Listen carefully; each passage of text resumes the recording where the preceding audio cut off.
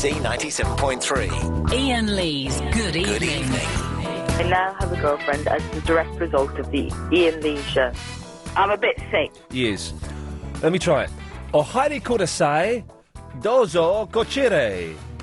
I don't sound like that, Alex. That sounds like someone who is learning to say... What did I just say then? Come in. This way, please. I didn't say that, Alex. That's not useful to anyone. Good evening. Now, today's show is going to be a little bit staggered, a little bit stop-start, a little bit clumsy. I tell you what, since I last spoke to you, I've had 3.5 hours sleep. 3.5 hours sleep. I am knackered. I was struggling to stay awake down. I've been stuck in the car for an hour and 40 minutes to get into work. It doesn't matter. It's all good stuff, but I am knackered. But if you want to give us a call up, I have plenty of stuff to talk about. I mean, I'm distracted by the front page of the Daily Star. That's putting me off. You can give us a call, 0870 90 90 973. The way it works, in case anybody is new to this, and you could be, you phone up, you speak to Agent Chris. He sounds like this. Good evening. Good evening. He'll ask you who you are, what you want to say, and then he'll call you back. It's as simple as that, so it doesn't even cost you that much. Lady Alex is here as well. Hello, Lady Alex. Good evening. Good evening. Good evening. My name's Iain Lee. There we go, that's introductions out of the way. 0870 90 90 973. Now, the reason I'm so tired, well, many reasons. First of all, I stayed up last night watching Jerry Maguire. It's good, that film. Show me the money. Show me the money. It's a little bit more girly than I remember it. Is that Tom Cruise? It's Tom Cruise, yeah. I quite like Tom Cruise. I know it's not fashionable, but I was going through the Tom Cruise films I like. I like that. I like Vanilla Sky. I like Magnolia. That's a good one, Magnolia. And that's probably it, I think. But so I was watching Jerry Maguire, and it is quite a good film. It is a bit girlier than I don't remember it being that romantic and that slushy, though. It was all a little bit girly. But I was watching that, and that was good. And then so I got to bed about 1:45, and listened to the last 15 minutes of Clive. And then I got to sleep. I was making flashcards for my Japanese. Look what I was making. This is well, I say it's fantastic. I don't know if it's going to help. All right, look. So I've got these cards with the Japanese alphabet on. Ah, you see? E. U. I was making these last night. So I was doing that. So I was up to about 20 to 2 doing that. Then got to sleep. Then at 2:20, my phone rang. And I did that thing that I haven't done for years, where I jumped out of bed, ran to the phone. I was going, oh, God. Oh, no, the alarm's going off. But talking really loudly, oh, the alarm's going off, and turned it off. And then got back into bed, and my girlfriend said, well, aren't you expecting a call from your sister saying that she's going to have a baby and you need to go round there at some point? Couldn't that have been it? I thought, what? And then anyway, the house phone rang, and then it was my brother-in-law saying, need you to come all the way down to Brockley in South London as quickly as you can. So I got there about 3, I think. I don't really remember. It's all a bit of a blur. Got there about 3. I've never seen a woman in labour before. Not like passing a baby through her, not that much. But my sister was, bless her, my brother-in-law was, I've never seen a family that close to having a baby, basically. And my brother-in-law was just focused on it completely, and he's like, right, Iain, this is what you need to do. There's this, and this. I'm going to go upstairs and get Joe. We're going to take her to the hospital. I was like, listen, man, go off and do what you need to do. It's all fine. So my sister came downstairs, and she's puking up, and she's fine. She's chatting for a bit, and then she just, oh, God! And suddenly she's just in terrible agony. And I'm going, should I do anything? Shut up! And then she calms down, and then she could talk again for a few minutes, and then it's like, oh, God! But not in the voice of Blakey from On the Buses. That would have been ridiculous. And then they went to the hospital. So, got to sleep in my sister's bed at about 3:30, but it's a really short bed, so it's very, very difficult to get to sleep. Then at 7:15, my alarm went off, and I did the reverse this time. I got up and was going, hello? Hello? But it was the alarm. And then my little nephew came in, his little 2.5-year-old nephew, and he came in crying because he'd had a bad dream. And then he saw me in my sister's bed, and he went, oh. I was like, come here, young man. Come and got in the bed with us, and I told him exactly what was going on. He'd had a nightmare about robots and chickens, apparently. What did you dream about, Dylan? Robots and chickens. OK, fair enough. And then got a little boy ready for school. What a fantastic way to start a day. I was washing and dressing a 2.5-year-old boy, giving him a little bit of breakfast, gave him some milk, but I gave it in the football cup, not the Star Cup, so he wouldn't drink it, refused to touch it. And then he wanted to take his Bob the Builder balloon with him to nursery, and we said, no, You can take one toy, but you can't take the balloon. Then took him to nursery and he ran off, and that was it. Fantastic. So what I'm trying to say is, an exciting day. There's a new person somewhere in the world that I didn't get a chance to see, although I have a picture on my phone. There's a new person somewhere in my family. But I've only had 3.5 hours sleep, is the rambling conclusion I'm trying to reach. So I've never seen a woman having contractions. It was the weirdest thing. 1 minute she's fine, and the next minute she's like, oh my God! But like effing and blinding, you know. That's incredible, man. Can I say I've got broody today? Yes. You asked me the other day, Alex, I was broody. I said no, au contraire. Well, today, ladies and gentlemen, I've gone broody, but I wouldn't want to pass one of those things. Can you imagine that? Imagine that. Anyway, it's going to be rambling as that first 10 minutes were. So if you want to give me a call, 0870 9090 973 is the telephone number. And I've out of the delirium of not sleeping, I've got, hang on, 1, 2, 3, 4, 5, 6, 7, 8, 9, 10, 11, 12, 13, 14, 15, 16, 17, 18, 19, 20, 21 topics. Now, I don't really want to use all of these up tonight, I'll be honest with you. I'm quite happy to filter these out through the rest of the week. Now, if we rattle through them, that's fine. It means just Thursday and Friday, Chris and I got to do a bit more work than we'd like to, you know. But I'm going to give you a hint as to some of the ones that I particularly want to talk about. When is it okay to smell? Because I stink. Speaking of which, celebrity perfumes. Got that. There was another one I really want. Oh, well, here's the question of the day, ladies and gentlemen.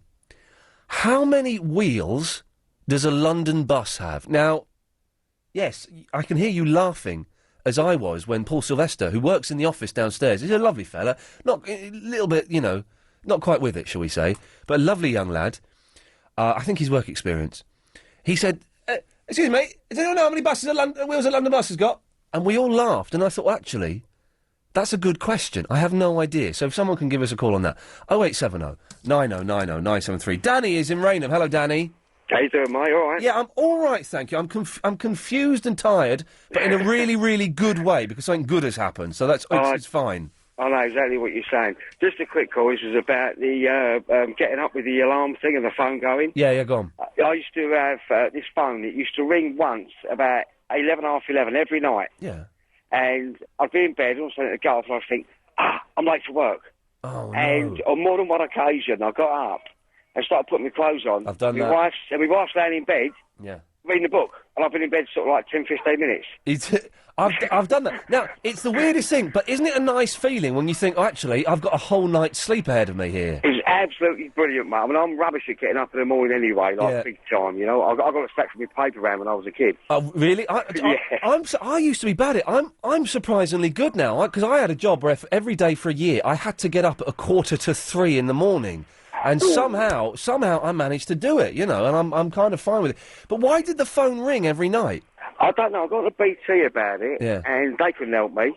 You don't think it was your missus getting secret phone calls from a lover, do you? No one would have gone near that, mate. Well done, you, Danny. Excellent stuff. Always nice, a little bit misogynistic attitude towards the wife there. We don't really. I've ordered a new home phone for two reasons. One, because I want it to record phone calls, and two, because my phone. Just randomly, I've got two phones, and randomly the phone will go beep beep, and then 30 seconds later the bass where you plug it in goes what the hell is that all about? Anyway, 0870 9090 973. I fired off a whole ream of things there. Phones, alarms, contractions, dressing children for school. That's the most fun I've ever had. And when is it okay to smell? How many wheels are there on a bus? I think we've got far too much for the show. I think we have too much time for this, though. It's the travel news now. It's Alan Joyce. And if you're heading west of town, serious delays because of a couple of big incidents on the go. Firstly, the A4 in Hounslow is closed heading into town between Sutton Lane and Heston Road following an accident. That is still causing massive delays back to the Jolly Wagoners roundabout. Very slow and out of town as well. And that crash has been on the go now since 4 o'clock this afternoon, so investigation work is still taking place there. And Wood Lane in White City is down to one lane both ways at Duquesne Road with a burst water main. And the impact of that has really caused massive delays around Shepherd's Bush and around Hammersmith this afternoon, and is also now having a bit of an impact on QPR fans trying to get to Loftus Road for the kick-off in 45 minutes' time. Parade Street in Paddington is still closed both ways outside St Mary's Hospital after a police incident there, and the A40 Western Avenue is slow heading into town now from the Polish War Memorial through to Hanger Lane following an accident and a breakdown earlier on. This just coming in on the screens now. M25 has 2 lanes blocked clockwise just after junction 27 for the M11 because of an accident, so that's causing big queues now heading round from Waltham Abbey. And if you're heading onto the tubes tonight, there are delays on the Bakerloo and Circle lines, but the overground trains are coping OK. LBC 97.3 travel. Your next update is in 15 minutes. James O'Brien, weekday mornings from 10. Can birds suffer from vertigo? If you open the window in a hot room, does the cold, all the hot air go out? My question is, how fast would you have to drive, or whatever, westwards in order for the sun to not set? You've been racking your brains for years, you've asked everyone you know and even some people you don't know, but you still haven't got the answer you need. James O'Brien's Mystery Hour, Thursday at 12. We will have it. With AQA. Text the letters LBC, followed by your question, to 63336. Answers cost just £1. LBC 97.3. The Berlin Property Investment Expo returns to the London Olympia on Friday the 21st to Monday the 24th of September. And with properties on offer with a guaranteed rental income for 10 whole years, it's one event you don't want to miss. You'll have the chance to invest in several fantastic developments in Germany's thriving capital city. With a booming local economy and no capital gains tax, Berlin offers big city elegance, culture and an investment opportunity that pays for itself. The Berlin Property Investment Expo at the London Olympia on Friday the 21st to Monday the 24th of September. Admission free. Levi Roots has gone from selling his reggae sauce at the Notting Hill Carnival to selling it in supermarkets nationwide. If your business is based in central London, then you can get free expert advice, just like Levi.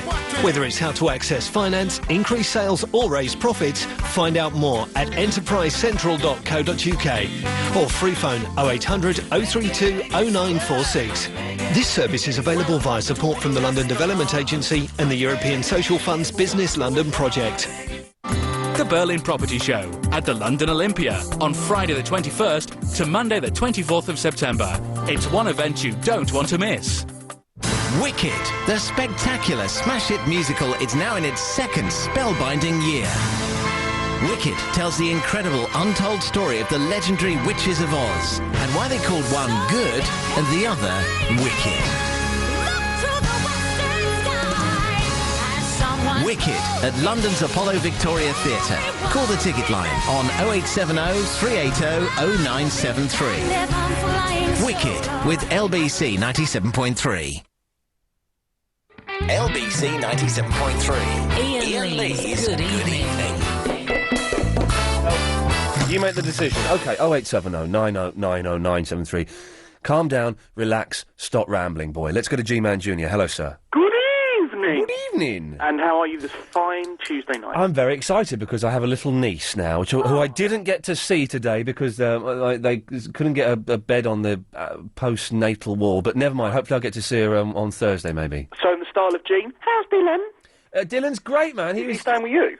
No, we went and stayed. We went over to my sister's last night and got there about 3:30. Yeah. And my girlfriend's there picking him up from nursery, which she's very, very excited about. I remember I've been told a story that when my sister was born, yeah, and my grandparents looked after me, apparently I was very upset because I was unsure that they would know how and what I wanted for breakfast. Oh, really? Yeah, and that I don't remember that, but my parents tell me that I was very upset. Dills was telling me everything. I said, listen, young man, we got him in bed with us, and we said, right, now listen, young man, we've never done this before, so you've got to tell us exactly what we need to do. 2.5. Yeah. And he was telling us everything. I was changing his nappy and I had the mat the wrong way round. He said, no, other way. I was like, all right, sorry, boss. And he was telling us everything. He's a very, very clever little boy. Very informative, young man. It was good. It was good. Very good.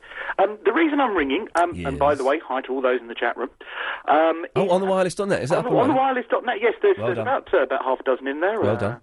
Ben, Chatmania, John, Milan, Monobrow, Preeti, yeah. Lovely, plenty in there, talking about you in the show. Good lads. The iPhone. Now, I'm glad you mentioned this. I wanted to have a word about this. Go on. It's now I've got the Apple website up at the moment. Yes. And it's saying, I think, November the 9th. What a disappointing announcement it was. Now, normally the Apple announcements are very exciting. I'm just... But the announcement today was, it's coming out in November, and it's only on O2. Well, Yeah. I'm all right then. Cheers, thanks. Well, it's still... You have to admit, though, that it does look like a nice piece of kit. Well, apart from the fact you've used a very middle-aged old man phrase there, it does look nice, but... I'm a middle-aged man. Oh, well, me too. It does look nice. I think I'm quite disappointed by it, though, and my initial excitement at it has dwindled. Because, now, here's the thing, right? Yeah. Very expensive. But first time it comes out, it always is. Only on O2. Now, what's this... Here's a question that neither Chris or I know. What's this 3G, 2G controversy? Well, 3G, isn't that the bit where you can video call each other? Is that 3G? No, it's something else, I think. Because they were saying on the news today, on BBC News, that a lot of people are disappointed because it does a lot less than the American version, including the fact it's only 2G and not 3G. Now, I think it's something to do with internet connectivity and to do with bandwidth. Yeah, or something, and it means you access the internet like I can access the internet on my phone, which means it's sort of dial-up and it's expensive. So basically, I hope I'm not being too technical for anyone. Well, I'm just looking at the BBC News bit, so okay. if there's anything, which is much slower than 3G. Right. Unlike modern phones, it cannot support because it's a wireless media browser. Yeah, and Apple are going, oh, well, yes, the 3G really eats into the battery. That's not why we've not put it there. And it was launched in the States back in June. Yeah, this is another thing that does annoy me. It's the same with PlayStations and with Apple and with everything. Why are we always... Yeah, OK, release things like PlayStation, release them in Japan first, that's fair enough. That's when they make them. Exactly, but then why release them 6 months in this country after the States? That doesn't seem fair. No, it doesn't. And years ago, it used to be that way with DVDs, didn't it? And it still is somehow, but not as much. And you used to get a film come out in the States, then it would come out in the cinema over here, then it would come out on DVD in the States, and then it'd be like a year after the States release. And also, the DVD. You used to with the American DVDs. I don't think they do now, but they used to have more extras on. Some still do. Oh man, I hate this. I bought. I have to say, one of the only Region 1 DVDs that I've actually ever sought out is the film JFK. Right. Because the Region 1 stuff has loads of stuff on it. Oh. Region 2, not even a commentary. Oh, well, it didn't when it came. I think it does now, but... Well, that's disappointing. Yeah. So are you going to get the iPhone, G-Man Jr.? I'm torn. I have to admit, I'm slightly torn. Okay. I don't have an iPod proper. I have a mini...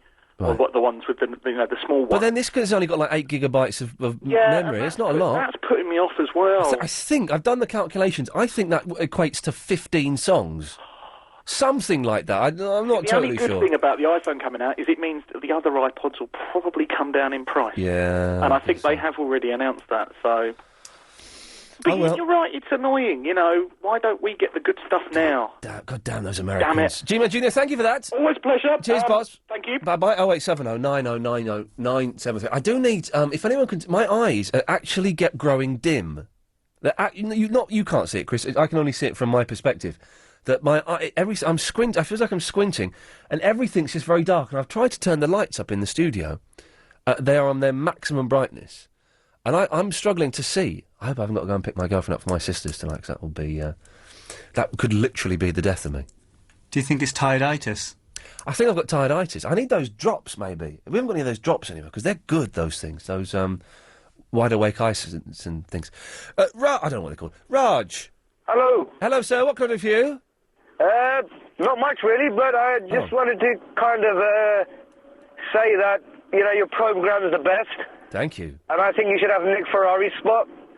Well, I think Nick Ferrari would have something to say about that. And also, I never want to work mornings again as long as I live. Okay, well... I've done the morning thing. And in the evenings then, mate. Cheers, boss. Right, I just wanted to say... Yeah. The funniest thing I've ever heard is my friend's wife having a baby. He recorded it. No. No, he didn't record it. He recorded the audio. Why would he do that? After listening to the first 15 seconds, he thought this is comedy gold. Yeah. And he recorded the rest of it. Right. It's a bit twisted, but believe me, it's the funniest thing I've ever heard because it's the only time when swearing and telling the nurse she hopes she dies. Wow. You F and B word, swear word. Yes.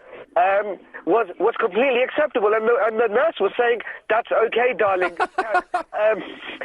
You know, let it all out, all out." And she's saying, "I hope you die. I hope you die. I hope you die. Leave me alone." The nurse is saying, I hope that's okay, in the montage darling. tonight. I hope you're okay. So, well, I mean, that's the only time when it's actually acceptable to swear. Okay.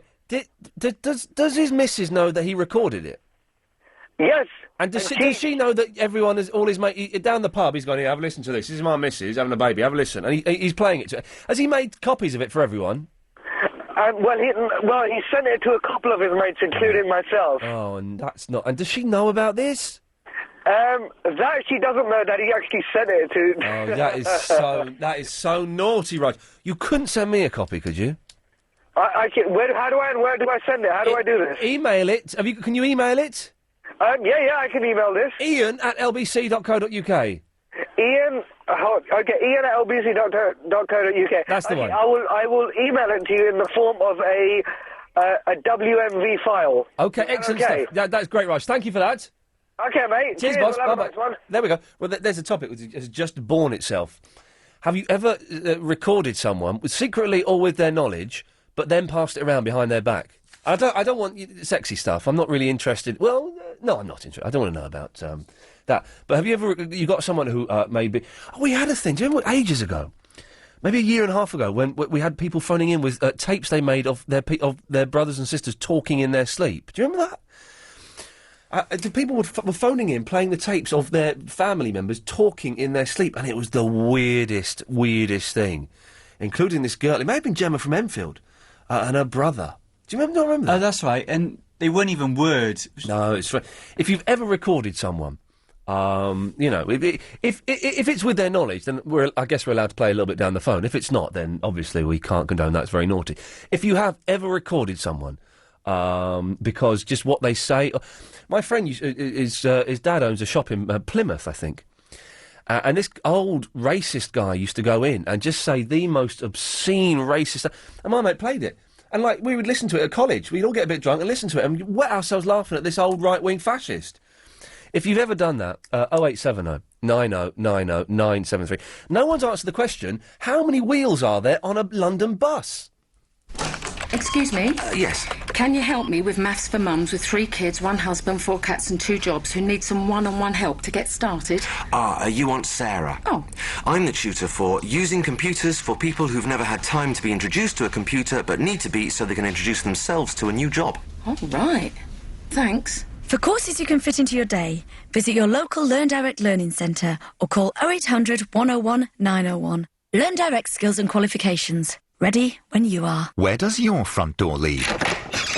It could lead to this. Or even this. Good evening, sir, madam. Your usual table on the terrace? You see, using the value of your home to finance your investments is just one of the strategies that's helped thousands of Inside Track's customers build substantial property portfolios and create more than 200 property millionaires. To find out how, just call 0870 124 4613 to go to a free introductory workshop from Inside Track. It's the start of a program to help you get the best out of property, whether that's buy-to-let, buying a second home, or even a third. How to find them, how to finance them, buying off plan, how to negotiate discounts. Over 100,000 people have already attended free workshops from the UK's leading property education specialists. Join them and see how doors open for you. Book now. Call 0870 124 4613 or go to insidetrack.co.uk. On 97.3 DAB and online. London's biggest conversation. LBC.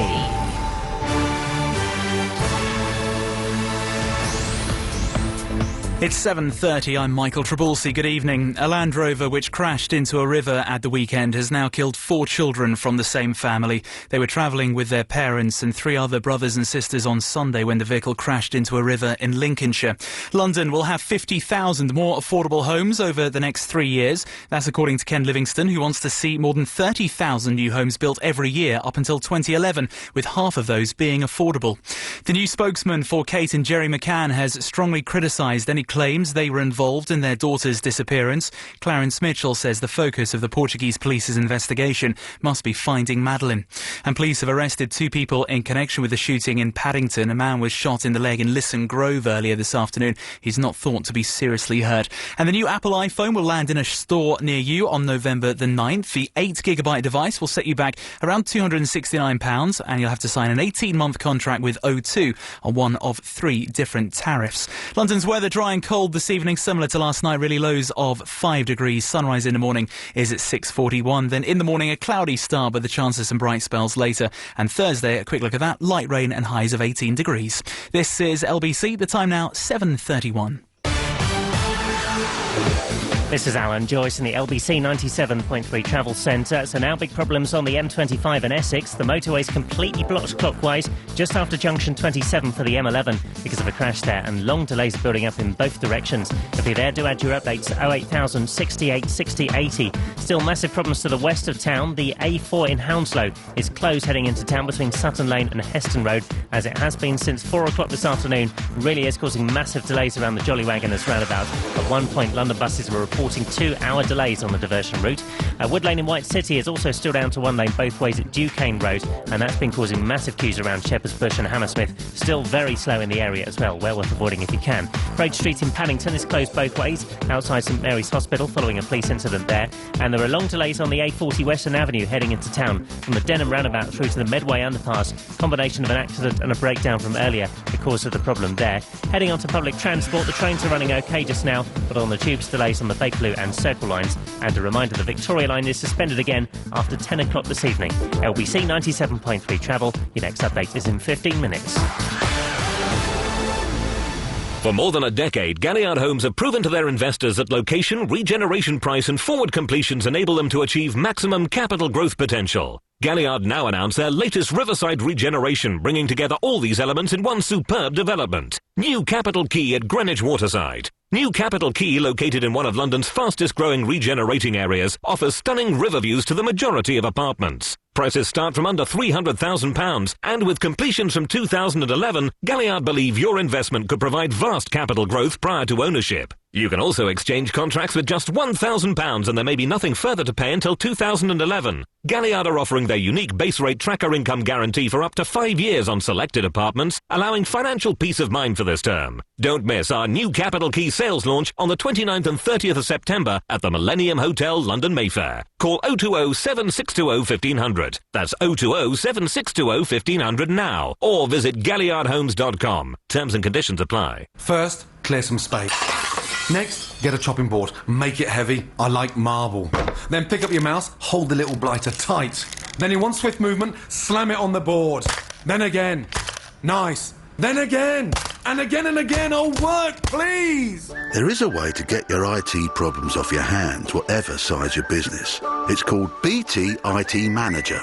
It's like an instant breakdown recovery service for your IT, with 24/7 support from one of our UK-based experts, so you can get back to doing what you do best in no time. Right, that's it. It's the blender for you, sunshine. To find out more about 24/7 expert IT support from BT, visit bt.com/business. BT, bringing it all together. See website for details. Galliard Homes investors have achieved more than a decade of capital growth by purchasing at prime regeneration and riverside developments. Galliard now offer the opportunity to invest in their latest riverside regeneration. New Capital Quay at Greenwich Waterside. Prices from under £300,000. Completions from 2011. Guaranteed income until 2015 on selected apartments. Initial deposit of only £1,000 to exchange contracts. Call 020 7620 1500. That's 020 7620 1500. Terms and conditions apply. Iain Lee's Good Evening. Yeah, well, the The question of the day is, how many wheels are there on a bus? I don't ask why. Someone mentioned it in the office. We all laughed at what a ridiculous question it was. Then suddenly we thought, well, hang on a minute. How many wheels are there on a bus? Aseel, do you know the answer? Yes, hi. Hello there. 6, I think. 6, you think? Yes, I just passed by one. So where are the fifth and the sixth wheels? 4 in the back and 2 on the front. Oh, it's got the double wheels at the back, has it? Yeah. And are you sure there's not one wheel in the middle? No, I don't think so. Okay, you do. It would be hard to say. I always had a sneaking suspicion there was one wheel just in the middle that helps it turn. No, I don't think so. There's a wheel in the middle. Okay, so we're going to go. We're going to go with 6. Aseel, thank you for that. You're welcome. Thank you. There we go. Peter. Hello, Ian. How are you? I know it's not really a burning issue of the day, but it's annoyed us. I just caught the conversation towards the end. Would you agree there are 6 wheels on the bus? There are actually 6 wheels on the bus. Okay, well, there are 2 doubles at the back. Yeah. And there's 2 singles in the front. Why are there 4 wheels at the back? That doesn't seem to make sense. Because it gives it more stability when turning. Oh, okay. And there's definitely not one wheel in the middle. No. Okay. I can assure you of that. Peter, you're not one of the... I used to... Years ago, when I was 16 years old, I used to work at B Jams, of course, now Iceland. Yeah. And there was a guy there who we used to call Zippy. Oh, he talked like that. And he had a zip for a mouth. And his hobby was... It wasn't train spotting, it wasn't plane spotting, it was bus spotting. No, I don't do bus spotting. He had a whole file of bus numbers and their number plates. How insane is that? It's got 10 wheels. Sorry? A lorry has 10 wheels. What? Are you a wheel spotter then, Peter? No, I'm not a wheel spotter, no. Just an observation I've made. Okay, any other vehicles with wheels you want to tell us about? And of course they have a drop-down wheel on the main lorries cause in case of a puncture. Good lad, thank you very much for that. Now, isn't it funny? You ask things that you think, well, you know, it's a bit of nothing really, but it's piqued our curiosity, and you get a guy who's a wheel expert. But if anyone has done this, been a bus spotter, train spotting, no, I can't understand it, actually. I'm not going to say they're all dull geeks. If that's what they want to do, that's fine. I'm sure a lot of people can't get staying in all night playing Rainbow 7 on the Xbox or... collecting monkeys memorabilia. But I can get train spotting and plane spotting more than I can get bus spotting. That's just strange, isn't it? If you do, 0870 90 90 973. Ever been recorded or recorded someone without their... Sarah, ever been recorded? That sounds wrong. As far as I know, I haven't. Oh. But what type of way do you mean? Well, in the way of being recorded. Oh, no, but I have recorded someone. Oh, you've recorded someone, okay. Yes, my friend. I don't want anyone phoning up saying, well, me and my missus got together and we thought it would be a laugh to film. I'm not interested in that this evening. Okay. Although you can't email me those... Did you get my picture? No, I didn't. Okay. So, yesterday... Yes. a few months ago... Yes. Mum, stop it, Mum. A few months ago, I had my friend over. Yeah. And he was sleeping. Oh, really? Yeah. Your friend was staying with you? Yeah. Boyfriend? Nope. Okay, so just casual yeah. partner? No. Was sleeping. Well, no, he was. Oh, God. And he was snoring really, really loudly. Yes. I mean, proper loud, like an earthquake. Yeah. And I recorded it on my phone, and I sent it to people, and I played it to people. But why did you do that, Sarah? That seems so wicked. I just thought it'd be funny, really. And did you tell him about it? Yeah, he was a bit embarrassed. I would be furious. But I just thought it was funny that somebody could snore that loud. I remember once, I was about 6 or 7, and I found a tape, and we played the tape. Me and my sister played the tape, and we got so scared because we thought it was a ghost talking. It turns out it was my granddad snoring. Oh. He's no longer with us, so I wish I'd kept the tape. I haven't got it anymore. Sarah, listen, you're a bit weird and pervy for that, but thank you. Thank you, bye. Bye-bye. 0870 90 90 973. So, there's a thing in the Star today. Britain's greatest newspaper, by the way. I don't know if... That surprisingly... Listen, this is weird, right? Surprisingly, Victoria and David Beckham's perfume, no one's buying it. Why? This always confused me, the celebrity scents. If you ever buy a celebrity perfume, I'd like to know why. Remember Jade Goody had a perfume out? Sweet Lord. Why would anyone aspire to look or smell like that idiot? And she is an idiot. I had a row once with the editor of Heat magazine because I said she was an idiot. He went, well, she made more money than you. Yeah, well, she's still an idiot. Idiots can make a lot of money. Anyway, so the Victorian David Beckham's perfume has bombed and is now being sold for 35 pence on eBay. And it turns out that the whole Beckham thing is possibly coming to an end. But listen to this, right? Listen to that Beckham's jeans and perfume and books and memorabilia have plunged in price on eBay. A spokesman for Posh said yesterday, I imagine no one's buying off eBay because they are all the products they want from the shops. Could you just give me that again, spokesman for Posh? Yes. I imagine no one's buying off eBay because they are all the products they want from the shops. Well, that doesn't mean anything, does it? If I had a spokesman who was as dumb as that, I'd sack them. So I do want to know. I would never buy a perfume or an aftershave because it was associated, unless it was in any way tied in with Duncan Bannatyne, then of course I would have no choice but to buy it, as I'm just inextricably drawn to that man. But if you've ever worn or bought a celebrity perfume, and let's find out which are the best ones and which, in your opinion, are the worst ones. 0870 90 90 973. Who's next? Tox. Hey, and how you doing? I'm fine, thanks, man. How's it going? It's okay. The missus is listening to you at the same time as well. So give a shout out to Angela in the Hackney. No. Why not? Well, I don't. Oh God, we're going to have a row about this. I can't give shout. No, we're not going to have a row. We're not going to have a row. Okay, well in that case, I can't. You're a reasonable man. I can't give shout outs. Okay, that's cool. Because if I did it for you, then I'd have to do it for everyone, and then No, you don't have to. Then we get someone phoning in saying, "Oh, well, Ian, I lost my dog today. Could you do?" I had a row with a woman about 2 months ago because she wanted to come on and make an announcement about her lost dog, and I said, "I really can't do that because it's pointless, and B, everyone will want to do it." And she got really stroppy with me. She said, "Oh, you heartless bloody pig," and she put the phone down on me. Anyway, Tox, sorry, I've gone off on a tangent. It's because I've had 3 hours sleep. What can I do for you? Yeah, about the iPhone. Yeah. I wouldn't bother. No. I wouldn't bother. No. I mean, it's a bit funny how they come out with this new phone, and then in the same breath they release the new iPod. 160 gig, 40,000 songs, Ian. So why would I go and get a phone that can only play about 2 songs when I can get a lovely old new iPod? Yes. That'll, I can put all my CDs. Hang on. I've missed Plus, I've missed this 100. I've missed the 160 gig, but that's old school iPod, is it? Well, they call it they call that the iPod Classic. iPod Classic. Well done. It back. Well Do you done. know what I mean? Yeah. And it's pointless, Ian. Listen. Yes, I'm listening. What kind of camera does it have on it? Is it 5 megapixel? Oh, People God. have moved forward now.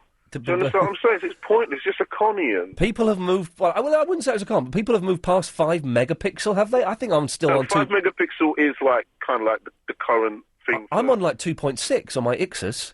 Well, I don't know. It's 5 megapixel now. What's but the whole phones are large and cumbersome. But the thing I want to ask London Yes, is, Tox, ask why London. would you have a phone, Yes. right, Yes. that takes pictures, Yes. does email, Yeah. blah, blah, blah. I mean, where's Blah, it blah, going to blah. end, Ian? Blah, blah, blah. Soon you're going to have a car, you're going to have a phone that you can drive. Well, that would be a car phone, and you had those in the 80s. Well, there you go. Yeah. Thanks, Tox. I'm not quite sure what his argument was there, but there was something there. I thought he was going to tell me what the difference between 3G and 2G was. That was it was implied to me by the message on the screen I received. Instead, he went off on some weird, freaky tangent. There's a 160 gigabyte iPod Classic. It's tempting, as you all know. I'm still toying with the idea of getting an iMac. If the person who has claimed they can get me a substantial discount can pull their finger out their backside and sort it out. 0870 90 90 973. Again, I'm going to apologise for rambling a little bit tonight. I have only had 3.5 hours sleep since the last time we spoke, and my eyes are getting heavy. My limbs are feeling weak. Can we make it to the end of the show? I don't know. I think so. Let's have a quick recap. We talked about the iPod and the iPhone. We've done How Many Wheels Does a London Bus Have? Thank you for that. Ever bought celebrity scents, perfumes, And is it any great surprise that the Beckham's perfume is going for 35 pence now? I'm not that surprised. 0870 90 90 973. It's the travel news now. It's Alan Joyce. And it's not good news, I'm afraid, on the M25. The motorway is now completely blocked clockwise just after junction 27 for the M11 because of an accident. Just looking at it on camera, actually, I can see all the emergency services at the scene, but no traffic's getting past at all. So serious delays are now building up back to junction 26 at Waltham Abbey. No word yet from the police as to when it's likely to reopen either. Anti-clockwise, obviously, a little bit slow with onlookers as well. The A4 in Hounslow is closed heading into town again between Sutton Lane and Heston Road. It's following that accident from much earlier on this afternoon, and it's causing queues back to Jolly Wagoners and affecting the Parkway coming down from Hayes as well. Wood Lane in White City is still down to one lane both ways at Duquesne Road with a burst water main. That really has caused serious congestion around Shepherd's Bush and Hammersmith this afternoon and this evening, and it's still causing problems for QPR fans trying desperately to get to Loftus Road for the kick-off in 15 minutes. Praed Street in Paddington is still closed both ways outside St Mary's Hospital following a police incident there. Long delays on the A40 coming into town, pretty much all the way from Denham down to the Medway underpass after an accident and a breakdown earlier on. And if you're heading onto the tubes this evening, there are delays on the Bakerloo and Circle lines, and a reminder the Victoria line will be completely suspended again after 10 o'clock this evening for planned engineering works. LBC 97.3 travel. Your next update is in half an hour. Nothing on the telly to watch? Listen to London's LBC 97.3 instead. You can hear us via your TV on Sky Channel 0177. Let Route 1 put you in the fast lane to exploiting the growth potential in overseas property investment. And right now, Route 1 presents an amazing buy-to-let opportunity in southern Cyprus. Chat with our friendly staff on Tuesday, September the 18th at the Hilton Hotel, Canary Wharf. Wednesday, September the 19th at the Wall Bar on Old Broad Street, and Saturday the 22nd and Sunday the 23rd at the Crown Plaza Hotel near Excel. All shows are 11 till 6. For a great investment, follow Route 1. If you've recently set up in business, think of all the ways it could benefit from a £20,000 injection. Register your business at lbc.co.uk today and you could enter a competition to win £20,000 with James Max, courtesy of Lloyds TSB, the #1 bank for business startups. Conditions apply. The £20,000 business competition with James Max. Sunday afternoon from 5 with Lloyds TSB for The Journey and LBC 97.3. LBC 97.3. Iain Lee's Good Evening. Well, what a surprise, London. No one yet has called in to say, yes, Iain, I go out and buy perfumes that are endorsed or have the names of pop stars or sports stars on. Why would anyone do that? Good that the Beckham's perfume is being sold for 35 pence. Good! They deserve it. 0870 90 90 973. If you disagree with me, or if there's anything else that you want to talk about, by the way, who's been here the longest? Oh, James has. Hello, James. Hi, good evening, Ian. Good evening. Hi. I just wanted to phone in, and one of your earlier callers was called Peter. He's going on about the wheels in the bus. Yes. That go round and round. Yes. Yeah. I was saying, he said actually there was 10 wheels in a truck, but I used to drive one in Arctic overseas, and it had 22 wheels. 22 wheels? Yeah. That's why could anything need that many wheels? Because of the weight distribution. Oh, right, yes. Okay. So you phoned up to disagree with him strongly. Well, maybe he was talking about a smaller truck. Well, there's not many that have got 10 wheels. A normal wagon that runs about London's got 6. Yeah. You know, but 10 is a bit unusual unless it comes under the class of Class 2. Yes, okay. Well, yeah. James, thank you for that. You're a gentleman. Have a good night. Yeah, thank you. There we go. We're actually... Oh, man, sometimes I love this job and sometimes I hate it. Today I'm loving it because we're having people phoning in disagreeing with how many wheels vehicles have. Isn't that superb? If you want to join in the Great London Wheel Debate, 0870 90 90 973 is the telephone number. Steve? Steve? Oh, hello. Hello, Steve. Good evening, Ian. Yes. You're saying about the wheels on the buses and what have you. Yes. There are 2 wheels that everybody forgets. The flywheel in the engine. And the steering wheel. Steering wheel. Well done, you, sir. Good luck. Good one, Steve. And did you know with some of these trucks with a trailer, they've got a 5th wheel, which is what the trailer lays on. I was unaware of that. There you go. Bit of useless information. Thank you. I tell you what I am aware of. I wish I'd never mentioned flipping wheels now. I wish I'd never mentioned wheels. 0870 9090973 is the telephone number. Gideon is in Stoke Newington. Hello, Gideon. Yeah, hello there. How are you? I'm all right, thank you. I'm struggling to keep my eyes open, not because the show is dull, but because I'm knackered. 3.5 hours sleep I've had. So I've got an idea. It's not bus or wheel related. Good. We're off that. Good. Now, a friend of mine did this for a mutual friend of ours when they had their little boy quite recently. Yeah. And it's a genius idea, and it's an idea I thought I'd put to you. Go on. And maybe the users might, your listeners, might sort of come up with some ideas for it. No, Gideon, you were right. They're all users. They're all users in more ways in than the one. internet industry, that's why. Oh, okay, right. I think in those terms. Okay. But basically, it's this: like for your new niece, Yes. you put together a little a time capsule, so something she can look at in 20 years' time, right? Yeah. So today's newspaper, some money, broadsheet, exactly, a bit of money, a broadsheet, copy of Razzle. tabloid. Well, I would seriously. I think I'm not. Well, maybe that's more of a boy's thing. But imagine a boy, a 20-year-old boy, going. Well, anyway, let's not dwell on that. Yes, go on. Well, yeah, some magazines though. So like this month's publications. Yeah. You know, maybe a mobile phone of the era and your old 2-megapixel camera that sounds like it needs replacing of the era. Okay, right. Yes. All right.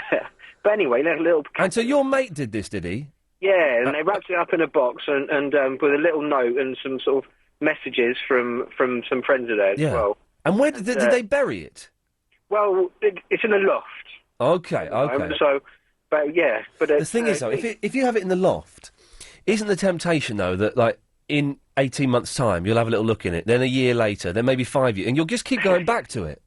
Possibly. So that's why I think you need to bury it and bury it good and proper. Yeah, you could make quite a nice ritual out of burying it as well. Yeah, exactly. You have a little sort of little time capsule duel.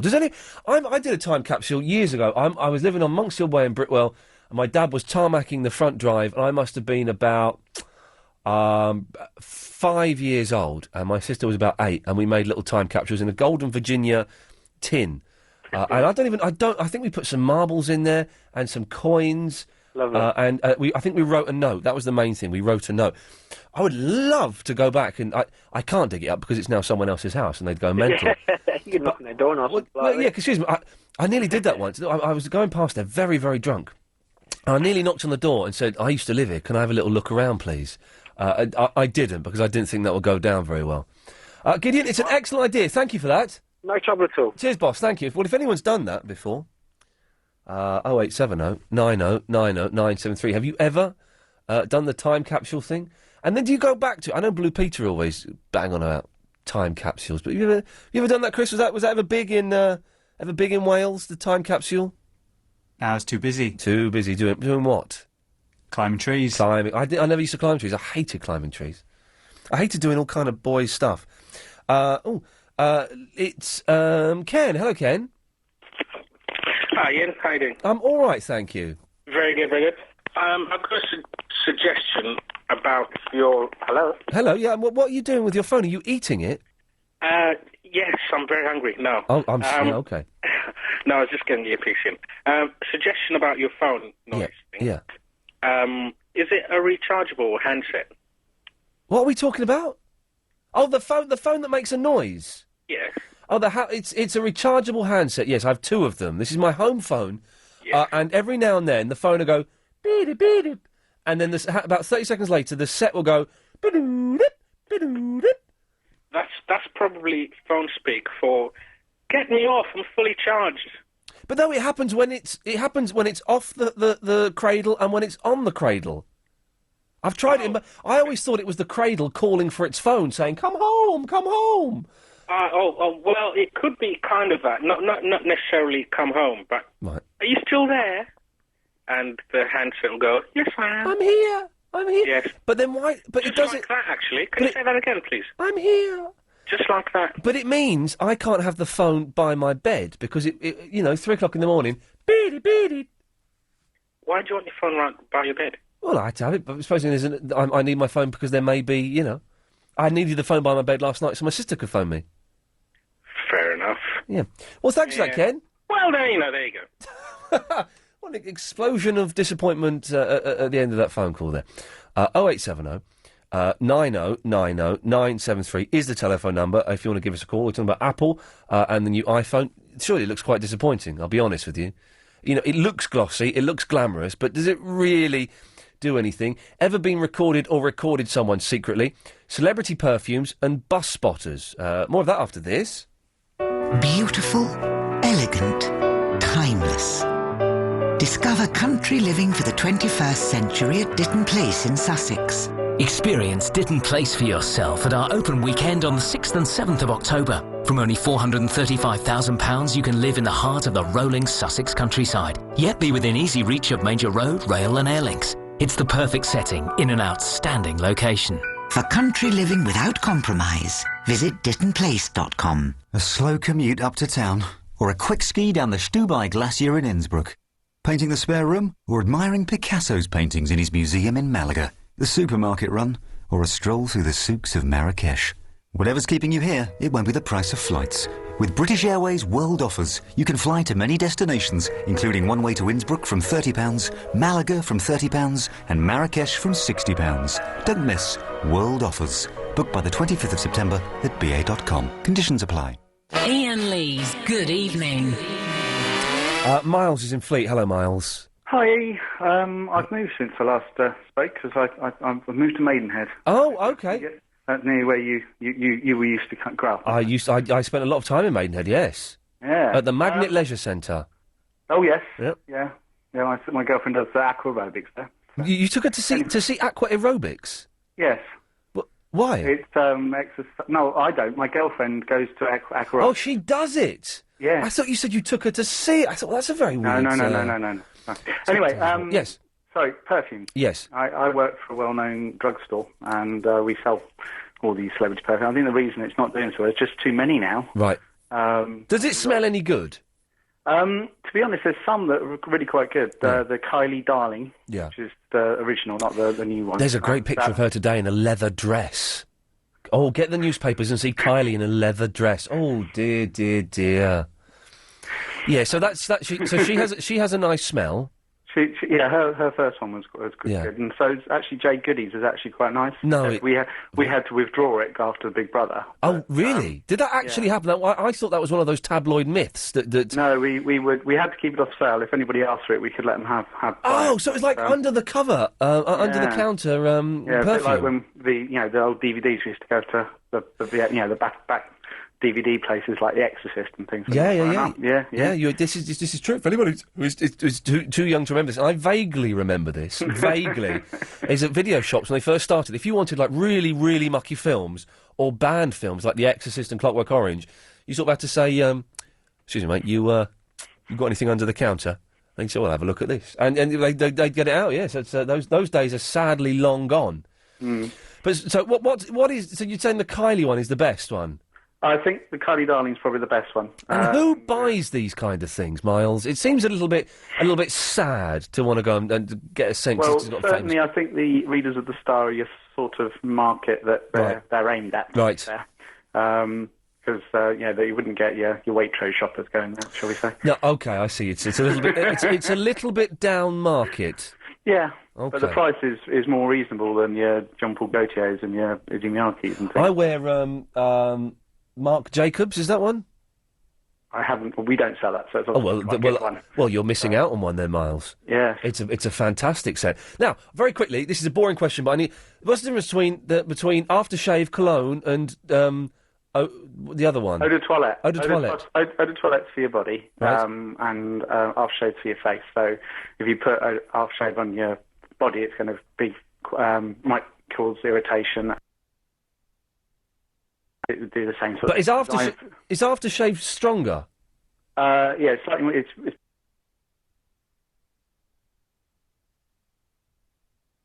For the first person that's been able to answer it. Thank you for that, sir. That's right. Cheers, boss. I've got to go. 0870 90 90 973. It's okay. We're going to pick up pace after 8 o'clock because, as I say, I've been struggling a bit with only 3.5 hours sleep. I'm barely here. Even I can hear in my own headphones that I'm rambling and talking way too much. But so we'll calm down a little bit after 8 o'clock. So, what have we got? Celebrity Sense. Well, let's have no more talk about wheels. But are you a bus spotter? And have you ever recorded someone without their knowledge? 0870 90 90 973. On 97.3 DAB and online. London's biggest conversation. LBC. At 8, 4 children die after a river crash. Mayor Ken joins calls to reinstate a Heathrow worker. And Battersea Power Station urges youngsters to get connected. It's 8 o'clock. I'm Holly Holland. 4 children have now died after their family car plunged into a river in Lincolnshire. They were travelling with their parents on Sunday when their Land Rover crashed into the river with them in Coningsby. Their mum and dad and 3 of their other children managed to escape. The Mayor's promising 50,000 more affordable homes in London over the next 3 years. Ken Livingstone wants to see 30,500 new homes built every year up until 2011, with half of those being affordable. There'll be a particular focus on larger family homes. The Mayor says the priorities are clear. We need to increase the amount of housing being built in total terms, and we need in particular to increase the amount of affordable housing being built so that Londoners on lower incomes have some chance either to access rented accommodation, but also the intermediate housing, where people are able to buy part of the home they move into, rent the other part, and then as their circumstances change, buy more.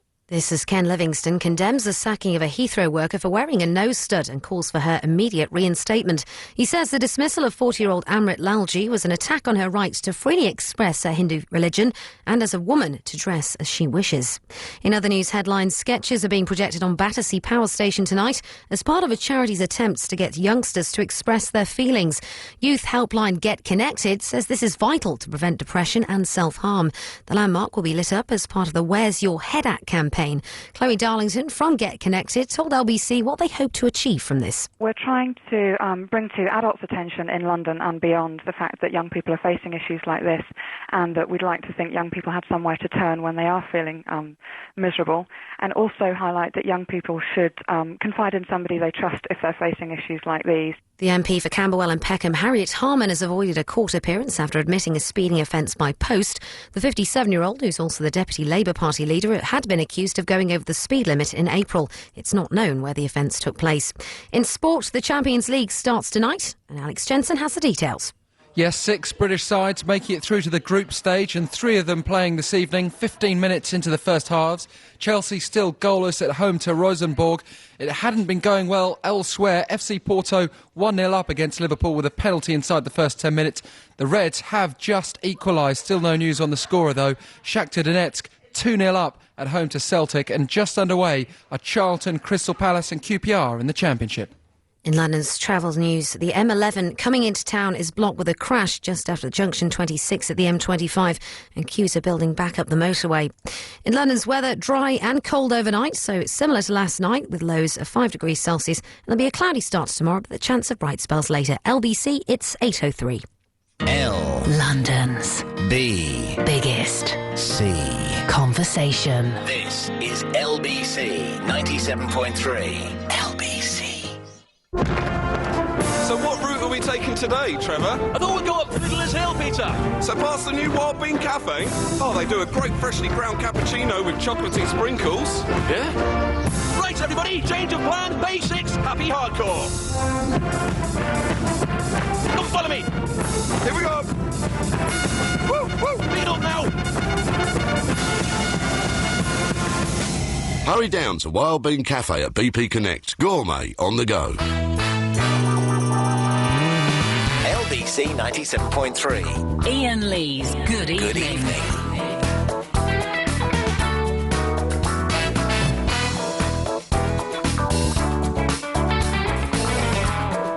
So, I'm reading in all of the papers. The Barry McGuigan one, Hell's Kitchen. Did anyone... I don't think anyone watched that. Wasn't the first series a bit of a flop? I watched a bit of it. I think because Abby Titmus was in it. I'm not sure. I'm doing something with her tomorrow. I'm very excited. Not any... I'm filming, is what I mean. Sorry, that sounded vulgar. I didn't mean it to. So, Hell's Kitchen, Barry McGuigan, the pint-sized pugilist. Oh, that was good. He's a boxer. Won it. Some girl who I think is from Emmerdale, I'm not sure, called Adele, is in her pants in the Star. So that's good. So everyone... Did anyone watch it, really? I know there's the whole Jim Davison shirt lifter controversy, but even that failed to excite anybody, didn't it? It just... so it's celebrities... I use the phrase very lightly because I was looking at a picture of the celebrities the other day, and I didn't know who the hell they were. There was one that was a real surprise. I do actually... Okay, I need someone to call up now. 0870 90 90 973 and tell me who were the celebrities in Hell's Kitchen, because there was someone that was a real surprise on there. Oh no! I know who it was. Weird Science. It was Kelly LeBrock, I think, from Weird Science. You've never seen that film, have you, Chris? Weird Science? No. What, is she American? Yeah, I'm going to buy it for you. I can probably get it on DVD for like $1.99. I will buy you Weird Science. It's a brilliant film. Sounds like a teenager film. Yeah, which is good, isn't it? What's wrong with that? You must have seen it, Alex. Yeah, it's wicked. It's good, isn't it? I don't know if it would stand the test of time, because it's about these two geeky lads who they build a computer that can build a woman. It's kind of around the same time as War Games. It was like the comedy War Games, and she was in it. So if anyone saw it, who were the people in it? And really, did I miss something? What was the attraction? Or was it hunky Marco Pierre White? Really, I just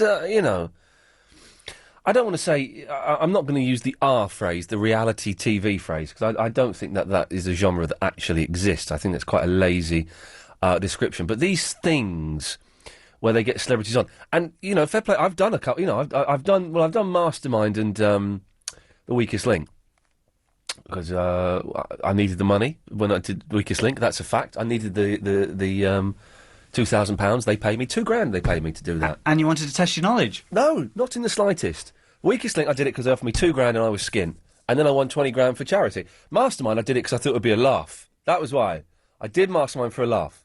It wasn't a laugh. Excuse me. It was deadly serious. It was deadly serious, and I've been offered, as I've said many times, the Big Brother, the Get Me Out of the Jungle, and recently I was offered the ice skating. They offered me the ice skating. All in one day, I was offered those three things. So I wouldn't do that. But just those things you've got... Anyway, if anyone watched it, 0870 90 90 973. I didn't even know it was on. Apart from a few little bits in the newspaper, it didn't seem to be trailed that heavily. Right, who is next? Dave is next. Hello, Dave. Hey, Ian. Hello, sir. Hi there. I've not called in and spoken to you before. I've listened to you for ages, and my kids think you're brilliant. Well, hang on. Your kids think I'm brilliant, but you think... No, I think you're brilliant as well, although you seem to have toned down a bit in the last couple of weeks. Is that a new regime, perhaps? Or? Well, yes, things are changing, and it's all to do with finding balance and finding compromise and getting it right, and I think we're all sort of heading in the right direction. So, I wouldn't say toned it down. I changed slightly. Yeah. Changed. Slightly less exuberant, perhaps. Well, tonight I'm less exuberant because I'm knackered, man. Yesterday I was exuberant. Tonight I've only had 3.5 hours sleep, and I'm not firing on all cylinders, shall we say? Well, I hope it was worth it. Oh no, it was great. My little niece has been born, so it's been fantastic. What a great day. Anyway, Dave, you've not called in to hear about why I'm tired. What can I do for you? No, although Weird Science, great film. It's good, isn't it? I'm going to buy it for Chris. I'm going to buy it for Chris as a gift to say, well done, you, Chris, for getting another day without getting beaten up. Yeah, lads in the bedroom, hunched over a computer, making a woman wearing bras on their heads. Oh, yeah, they're wearing bras on their heads, aren't they? Yeah. I remember that scene where they're deciding how big her breasts should be. Anyway, yes. Dave, why did you call in? Your phone that's giving you problems, your cordless. It's my cordless landline phone that's making all these noises, yeah. Yeah, is it a decked phone by any chance? A decked? What does that mean? Yeah, one of these digital cordless ones. Yeah, I think so. I've got a BT one that's very similar, and when mine makes that noise, that doo-doo-doo-doo, and then sort of goes bleep, bleep a couple of minutes later. Yeah. It normally does it when it's a little bit away from the base station. Right. And that, I believe, is the phone saying, I've lost contact with the base station.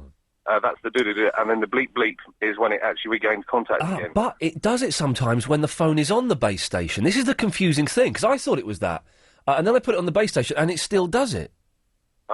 Possibly either maybe some interference from a nearby device, maybe. Yeah. Or if you've got another wireless network in your house, I think they run on the same 2.4 gigahertz frequency as the phone does, so maybe you need to change the channel on your wireless network. It could be that. Do you know what? I'm getting a new cordless phone at some point this week, so hopefully that will end it, because these phones are rubbish. I've had them for years, and every time someone phones me at home, they say, God, your phone is awful. So I'm hoping this new phone will eradicate every problem. And it means I can record phone calls, because I want to start recording. You know when 3 o'clock in the afternoon and you just, you're watching Doctors or whatever, or the Alan Titchmarsh show, and you get these telesales people phoning up. I want to start recording them. I don't quite know what I'm going to do with them yet, and I won't broadcast them on here because I'm guessing that would be illegal. But I'm going to start having some fun with those guys and recording them. I used to have a mobile that could do that really well, and I used to use it when I was in Tesco's. My wife used to phone me up and say, right, can you buy these things, please? Because if she said more than 3 things, I'd always forget one. Yeah. Oh, that's a good idea. I don't think mine can do it. Of course, but mine doesn't do it anymore. Dave, listen, cheers for that. Say my love to the kids. Yeah, thanks, mate. There we go. Thank you very much. Sharon's in Essex. Hello, Sharon. Hello there. Hello. I've just got a story, just going back on the time capsule. Oh, yeah. And it just reminded me, my father was a builder, and he was a contracts manager, and I don't know if you remember the Great Fire of Hampton Court. I do. When was that? Was that in the 80s? Yes. Yes. Kind of mid-80s. But I do remember basically, his building firm won the contract to renovate. Kushti, nice little gig. And he was there for probably about 5 years in total. Yeah. But whilst he was there... Should have taken 3, but... Down one of the walls, which was obviously all cracked and fire and burn, and they took the wood, they took to a layer of plaster. Yeah. And they came to another layer of plaster, and on this wall, it was a massive wall, there was handprints of all the builders that had built Hampton Court with their names etched in their hands. No. When was Hampton Court built? What was that, like the 18th century, was that? No, I think it was going back to the 15th Oh, century. really? Oh, man alive. With Fantastic. the home, so... and, it just amazed me, because no one really knows that, and they kept that wall because it was so historical. They kept it. There was coins in there as well, and bits of notes. Imagine if some work experience lad had found that and plastered over it. just covered over it. And they did the same thing. They put notes in and did a few handprints. And they kept the wall, and they've, it's there today. But Brilliant. It's up. Is your old man still around and still working? Unfortunately, he's passed on now. That's a shame. I'm sorry to hear that, because I was about to say that there's a thing in the news yesterday that Hampton Court's falling down again. Not because of your dad's shoddy work, although who knows, but because they've had all these pop concerts there, and it's all the vibrations have caused the thing to start collapsing again. I didn't know that. No, I'm sure you would actually find that quite amusing if he was alive today. It could be because of his dodgy work. We just don't know. I'm sure he was an excellent builder, though, Sharon. Yeah, well, we've got the photos and everything, so Brilliant. it's history there that no one knows. So that's just, it's amazing how time capsules do work. Sharon, listen, thank you very much for that. You're welcome. Cheers. By the way, it's falling down again, Hampton Court, because who's the fellow with the beard? Tom Jones. You can't blame it on Tom Jones. No, but this is what I believe. I think it was the Daily Mail. I don't know what I was reading that rubbish for, but I think the Daily Mail was saying that because of Tom Jones specifically, and they named him as the #1 culprit of this. Tom Jones has brought Hampton Court down to its knees. He is really loud. He's very loud, isn't he? Shouty. Very shouty. It's in... No, what does he sing? Not in It's in His Kiss, that was Cher. I'm a sex machine. Is that what he sings? I thought that was just you proclaiming that, Chris. You couldn't control it. Like some sort of sexual... Anyway. Richard! Oh, hi, Iain. Hey, Richard. Oh, You sound a bit down. What's wrong? I guess I'm going to make a confession. Okay. But I have made it before on air, so I guess it's not too bad. Okay, come on, let's have it. But the thing is, before I say it, why there's certain things that people are interested in, and it's okay. They don't get ribbed about. Yeah. Like football, for example, or Are you calling up to say you're a pervert? No, I wouldn't do that. No. Would I do that? I don't know, would you? Well, we all have our strange kicks, you know. I mean, I'm not much of a phoner, as you know. So No. it's not really like, is it? No. There's only 1 minute to the travel, isn't there? Well, we can keep talking up into it. All right.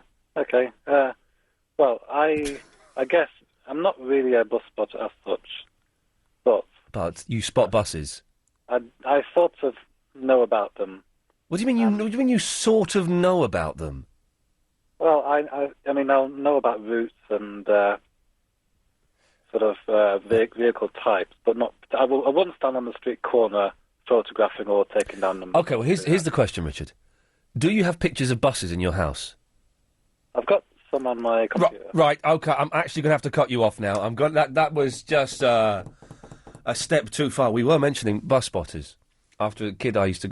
I'm talking about Zippy, who I used to work with at B-Jams. I didn't really work with him. He worked in the Queensmere branch in Slough High Street, but then he came to us on the Farnham Road for a few weeks, and he had these big A4 pads, just full, literally like 4 A4 pads, full of buses, times he'd spotted them, numbers, number plates. We burnt one of them. Oh, how horrible is that? And obviously he's, you know... To kind of be a bus spotter, you've got to be a little bit,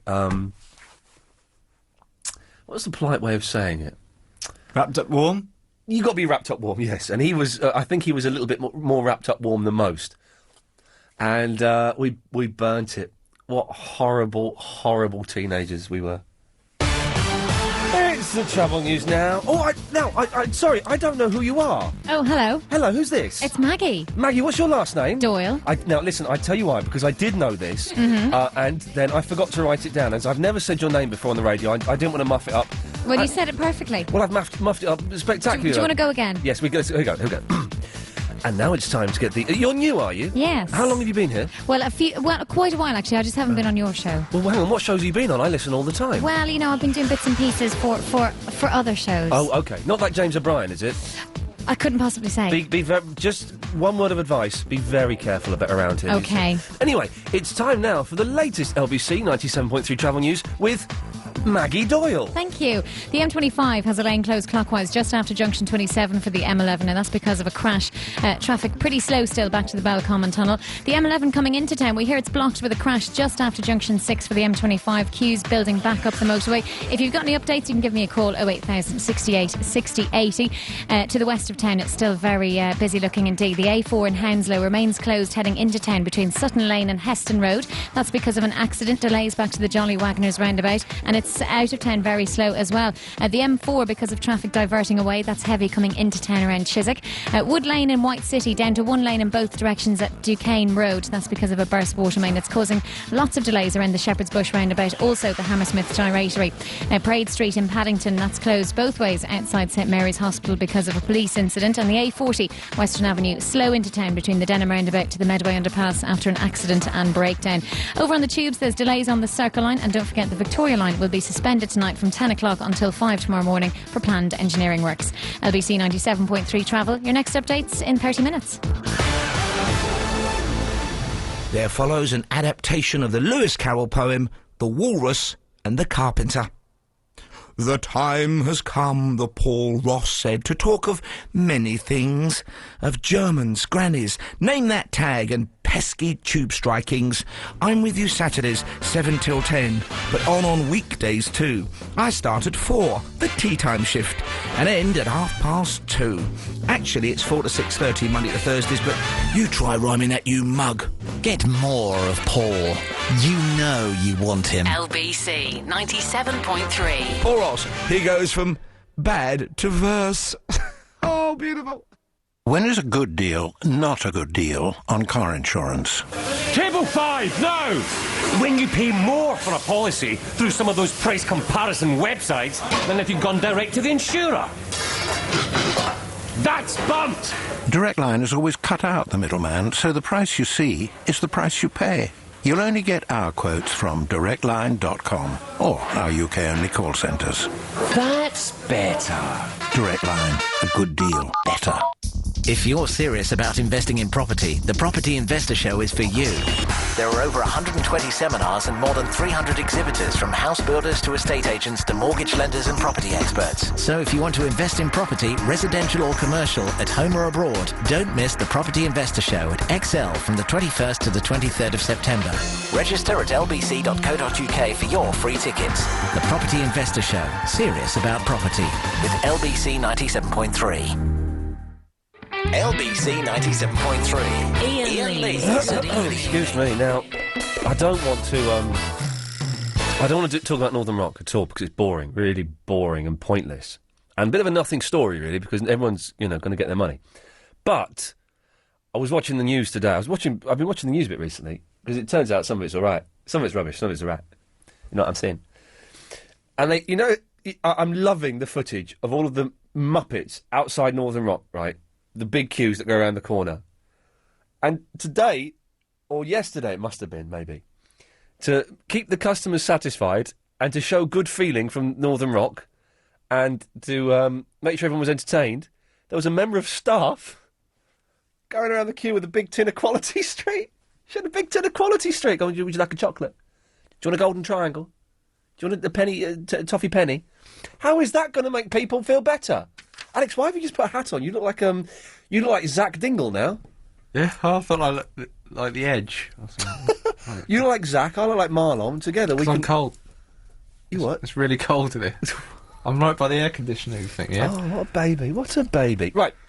0870 9090 973. I don't think anyone has called in yet to say, yes, Ian, I am aware of those fantastic perfumes that celebrity people wear and make. In fact, the celebrities endorsed them. Do they actually make them? I know there was a story that Jade Goody made her own perfume. If that's the story, then I'm sure it's absolutely true and 100% true, and I'm sure no one would lie like that. But do the celebrities just get a smell and they put their name on it? And do they actually wear it? If you imagine how arrogant would you have to be to wear a smell that had your name on it? Imagine Agent Chris. There was an ode to Agent Chris, and you splashed it on. That would be strange, wouldn't it? I'd still wear it. I'm sure you would. I'd smell it. Yeah, it's not pleasant. Good. Not pleasant at all. It would be strange. 0870 90 973. People said, yes, things are changing. It was just like the LBC, and it's all kind of all right, I think. It's, there's... But the changes to this show, I mean, you can still call in about stuff that you want to talk about. Don't let it be dictated by me. Yes, I have 22 things on sheets of paper I want to talk about, either tonight or over the next few nights. But, if there's stuff that you want to talk about, then give us a call, speak to my idiot producer, and he will find out who you are, what you want to say, and he'll give you a call back. And everything is groovy. Giselle! Ian! Yes? How are you? I'm excellent, thank you very much. Isn't it cold today? I'm so sorry. I choked. Yeah, I had to drive to my sister's last night at 2:20 in the morning. It was it must have been freezing. It was like winter out there. It was like drizzling and it was cold. Oh, it was awful. I mean, the day today was like a real cool autumn, almost a winter's day. Well, then saying that, I went out. I had a bit of a headache. I went out for a walk at 4:00, and it was quite sunny. It was sunny but cold. It was au contraire. It was sunny but warm. I would say where I was. Okay. But where were you? I was sort of South London-ish. I don't really know where I was. I don't know where my sister lives. But I was there anyway. Uh-huh. Anyway, Giselle, what can I do for you? Oh, you asked about who was on that programme. Oh, the Hell's Kitchen thing? The Hell's Kitchen. Did you watch it? I watched 1 or 2 episodes. So it didn't catch you then? It didn't really grab your attention? No, I mean, if I had nothing else to watch one evening, I watched it. Who was on it? Let's hang on. I'm going to write these down. Let's get the list. Away we go. Jim Davidson. Hang on a minute. Jim Davidson. Barry McGuigan, of course, won. Paul Young.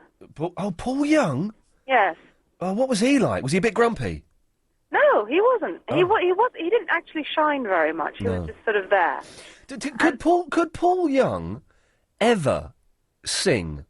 Because if you listen to his hits, like Wherever I Lay My Hat, and the other one, his voice is really strange. I remember him on the Freddie Mercury tribute concert doing a Queen song, and it was awful because he didn't really have that much range. He did that sort of Mexican music thing once, didn't he? Quite recently. Oh yeah, that was his thing was Tex-Mex. He went a bit ethnic. Yeah, yes. We all do it at some point in our lives, Giselle. It's okay. So Jim Davidson, Barry McGuigan, Paul Young, yes.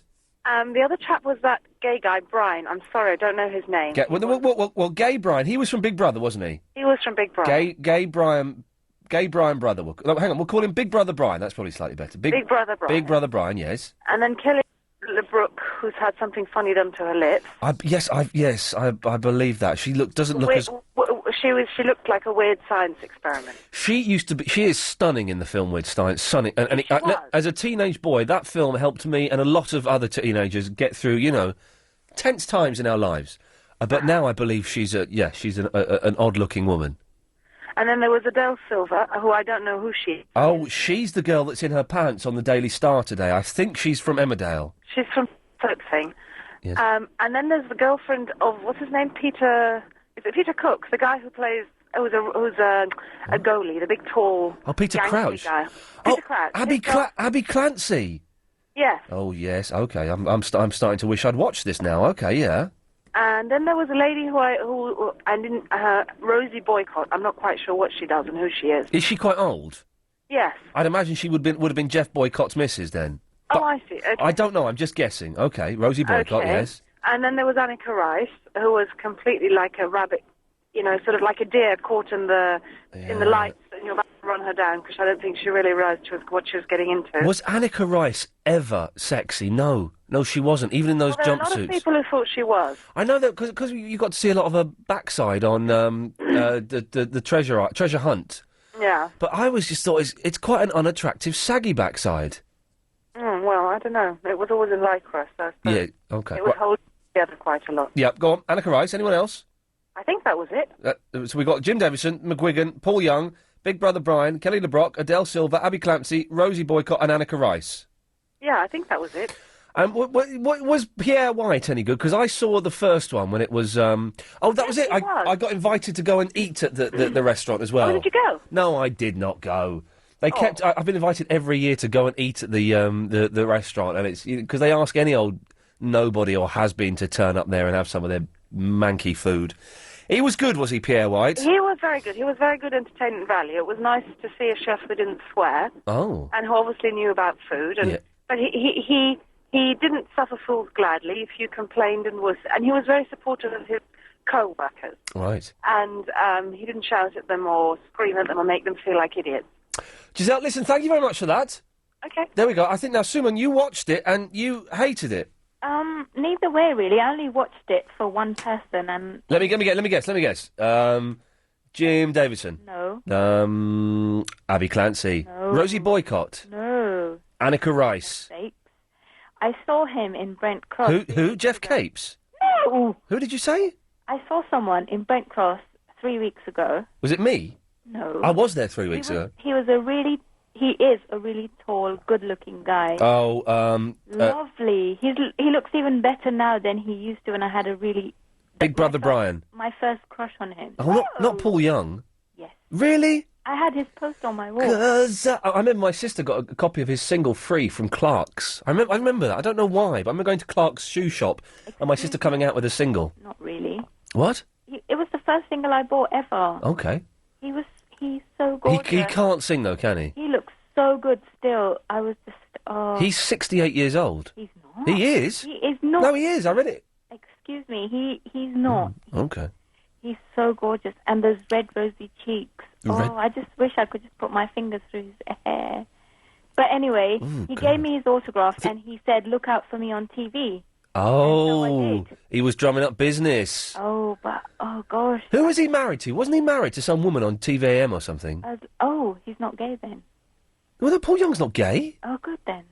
Oh, of course he's not. He's one of the most heterosexual young pop stars Britain had in the 1980s. Oh, lovely. Yeah, OK, Simon, thank you. Listen. What? How's your sister? Yeah, she's great. And how's the baby? Great. Have you named the little girl? The baby has been named. What's the name? Ah, there's the mystery. I don't know if I should say on the radio. It's not really up to me to say.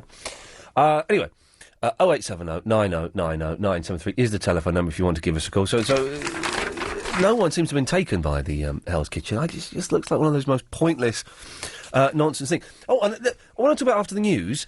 Policemen changing tyres on the motorway. Where does your front door lead? It could lead to this. Or even this. Good evening, sir, madam. Your usual table on the terrace? You see, using the value of your home to finance your investments is just one of the strategies that's helped thousands of Inside Track's customers build substantial property portfolios and create more than 200 property millionaires. To find out how, just call 0870 124 4613 to go to a free introductory workshop from Inside Track. It's the start of a program to help you get the best out of property, whether that's buy-to-let, buying a second home, or even a third. How to find them, how to finance them, buying off plan, how to negotiate discounts. Over 100,000 people have already attended free workshops from the UK's leading property education specialists. Join them and see how doors open for you. Book now. Call 0870 124 4613 or go to insidetrack.co.uk. On 97.3 DAB and online. London's biggest conversation. LBC.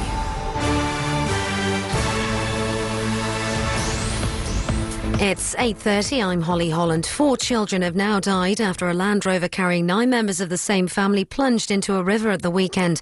It happened in Lincolnshire on Sunday. Their parents and 3 of their other children were also in the car and managed to escape. London is to get thousands of new affordable homes. 50,000 will be built over the next 3 years across more than 30 boroughs. There'll be a focus on family homes in particular. Ken Livingstone has called for the immediate reinstatement of a Heathrow worker who was sacked for wearing a nose stud. 40-year-old mother of 3, Amrit Lalji, worked in customer relations at the airport. He says it's intolerable that people should lose their jobs because they wear jewellery or clothing expressing their religion. In sport, Chelsea are 1-0 down coming towards the end of the first half of their Champions League group match with Rosenborg at Stamford Bridge. Elsewhere, Liverpool are 1-1 at FC Porto, and just 1 goal for London's sides in the Championship. Crystal Palace are 1-0 up at home to Coventry. In London's travel news, the A4 in Hounslow is still closed heading into town between Sutton Lane and Heston Road because of an accident. Traffic is slow around Henley's Corner. And in London's weather, dry and cold overnight with lows of 5 degrees Celsius, and there'll be a cloudy start but the chance of bright spells tomorrow, and the sun rises at 6:41. You're with LBC, it's 8:31. Medium duck feather. Lovely. Come on, Brian, you said you were going to be a bit more adventurous. Try the hypoallergenic. Yes, very nice. But can it top the soft duck feather? Be honest, what are you really going to want to snuggle up to at 3 in the morning on a wet Tuesday in Leeds? No contest. Medium duck. The pillow menu from Holiday Inn. Enjoy a better night's sleep on your choice of 5 pillows. Holiday Inn. Here for you. Call 0800 40 50 60 or visit holidayinn.co.uk. Iain Lee's Good Evening. So many times in the past few weeks, about 5 times, I've been driving on the motorway, or it happened on the A40 yesterday. Is it the A40? I think it's the A40. Anyway, it happened on there. Driving along, and there's a car pulled over. It's normally a woman in the car, which is just saying that as a point of reference. I'm not in any way making any judgment by that. The car's pulled over, and there's a police car pulled up behind, and the police are changing the tyre. They're changing a wheel on the car. Now, changing a wheel when you're on the hard shoulder of a motorway, I've not done it once. I've pulled over on the hard shoulder once because my car broke down, and it's kind of quite scary. Especially because the car I was driving, it just died. I was in the outside, the fast lane, whatever it is, and the car died, and I somehow had to get over to the hard shoulder with no power. Scary. But the police were changing tyres. Now, I'm a bit funny, right? Isn't that what the AA's for? Isn't that what the RAC do? I've had the AA out to change a tyre, change a wheel. When I had my Audi, I could not get the wheel off. And there's a weird thing you have to do with it, because it's like a really posh Audi years ago. I can do it now in my Renault because it's rubbish. But there's a weird thing you have to do where you have to put it in a certain gear, or you have to lock something so the wheel doesn't spin. I don't know what it was. But the police changing wheels. Now, I'm not one of these people. Bring back hanging. Let's get the police, doing more. I don't really care. The police do what they want. I think they do a good job. Some do a rubbish job. Whatever, But it just seemed odd that 5 or 6 times in the last couple of months I've seen the police doing that. Now, the AA, the RAC, and also if you're on the motorway, they've got those phones. Has anyone ever, this is another thing, has anyone ever used those phones on the motorway where you've got ones that are numbered, the orange phones, and you're numbered, and you go, hello, yeah, I'm on number 436, or so. I don't know. Have you ever used one of those, Chris? Have you ever broken down and had to go and use one of those phones? Never. Alex? You must break down a lot in your rubbish cars. Oh, yeah, every day. Every day, I know. Do you ever use one of those motorway phones? Nope. I'd like to know what they say at the end of it. Whether there's anything there, or it's just like, it's just there to make you feel secure, but really, it doesn't do anything. But can someone explain to me how the police are allowed... I know they're in the news today. Reckless driving, apparently. Reckless driving. Is this to counteract the accusations of being reckless? 0870 90 90 973. You can give us a call about that and everything else, including recording people, celebrity perfumes, Hell's Kitchen. Got so many topics. I don't quite know how we've come up after, an intensive drought. Chris and I are on a topic fest. What else was there? Time capsules. There was something else as well. We'll get there in a minute. Fizelle. Hi, Ian. How are you? I'm excellent, thank you, boss. What can I do for you? I'm okay. I need to share a disturbing story that happened to me this morning on the way to work. Please do. Well, I was on the A41 just after Brent Cross in the Hendon section. Yeah. And it was pretty slow. It was bumper to bumper sort of the whole way. Yeah. And I noticed a guy coming over the Central Reservation. I don't know if you're familiar with it because it's a dual carriageway. It's not just a middle reservation. You actually have to take a subway to go underneath it. But he was actually walking over the Central Reservation. Yeah. So I stopped and sort of gave him way to go. And he approached the car. Oh, God, yeah. And he tapped on the window, so I thought he was looking for directions. So I put the window down a bit. And he said, "Excuse me, are you going to Mill Hill?" Ooh. And I said, "Yes." And he said, "Would you mind giving me a lift?" And I said, "No." I said, "No." And So hang on, you said no, I don't mind, or no, I don't want to? I said, "No, I don't want to." I just said no. Okay. And he said, some people are kind. And as I did the window up, I said to him, "Yes, and some people are psychos." And I put the window Well up. done, you. Now, this isn't the end of the ordeal, because at this point it was just a bizarre person, Yeah. which anyone living in London knows does happen occasionally. There are one or two bizarre people living in London, aren't there? Walked around to the front of my car No. and made a note of my registration number. What?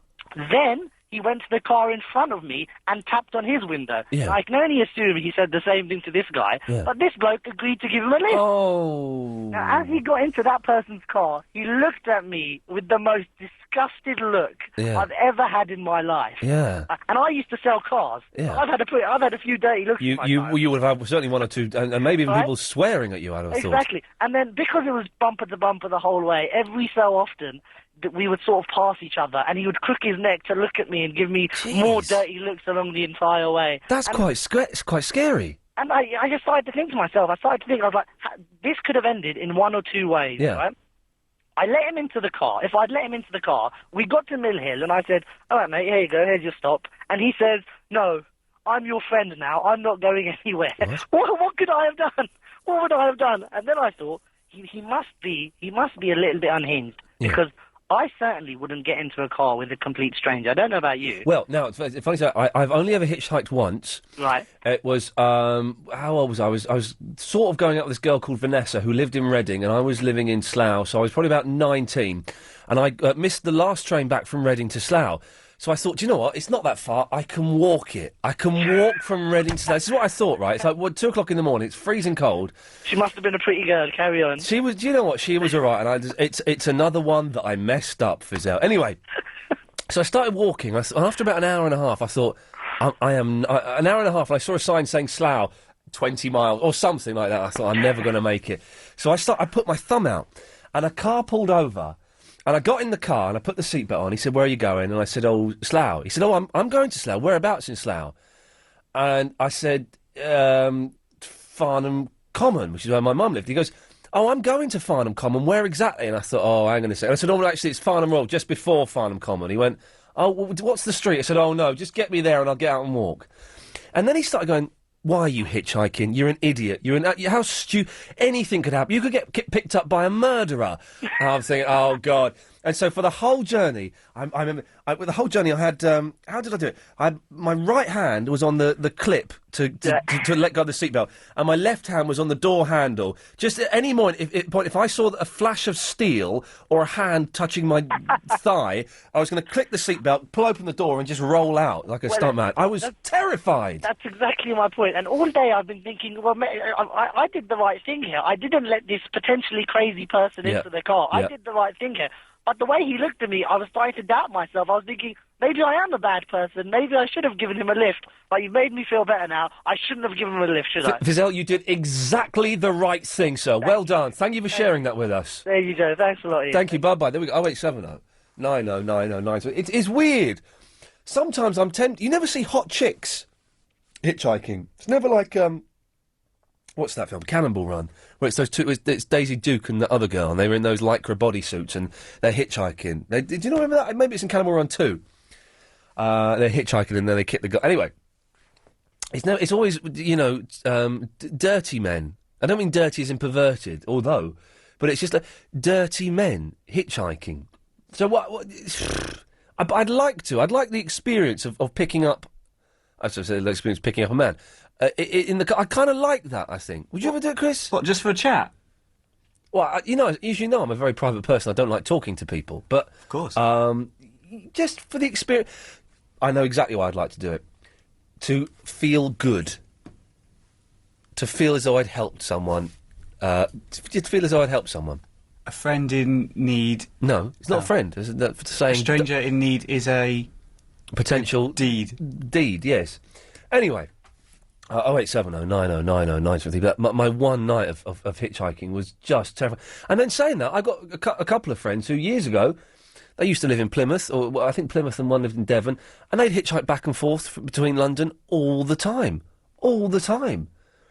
A friend of mine hitchhiked to Edinburgh for the festival, then hitchhiked back. It was just... what? Missy! Hiya. Hello, Missy. Right.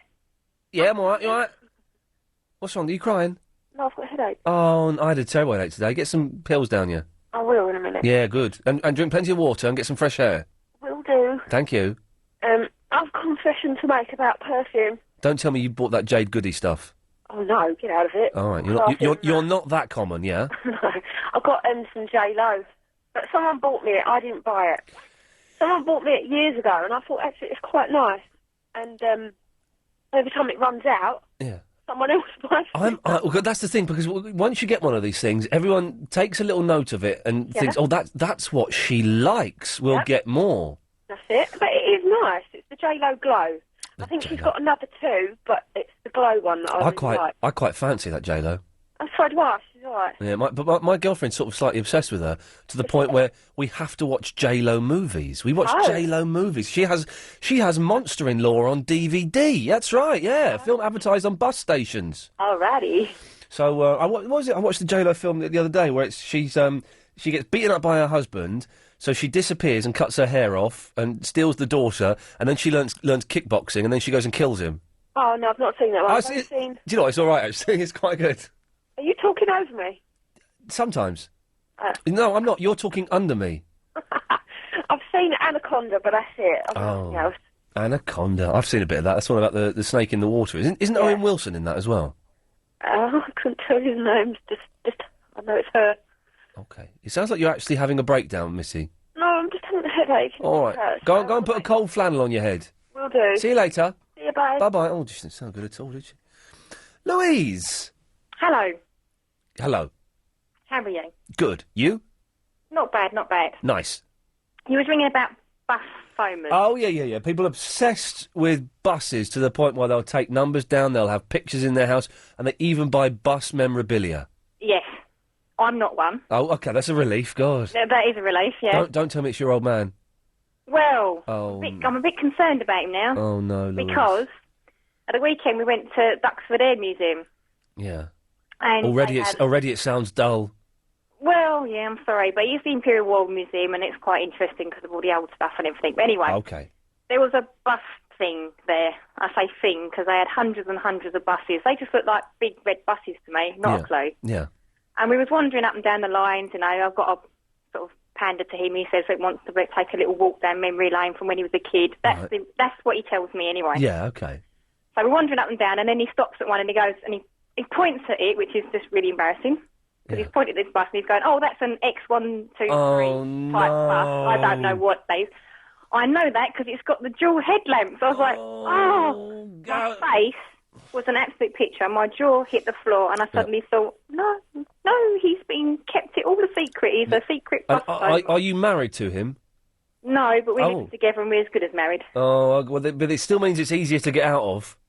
It's not too late to turn it. And did you question him about this?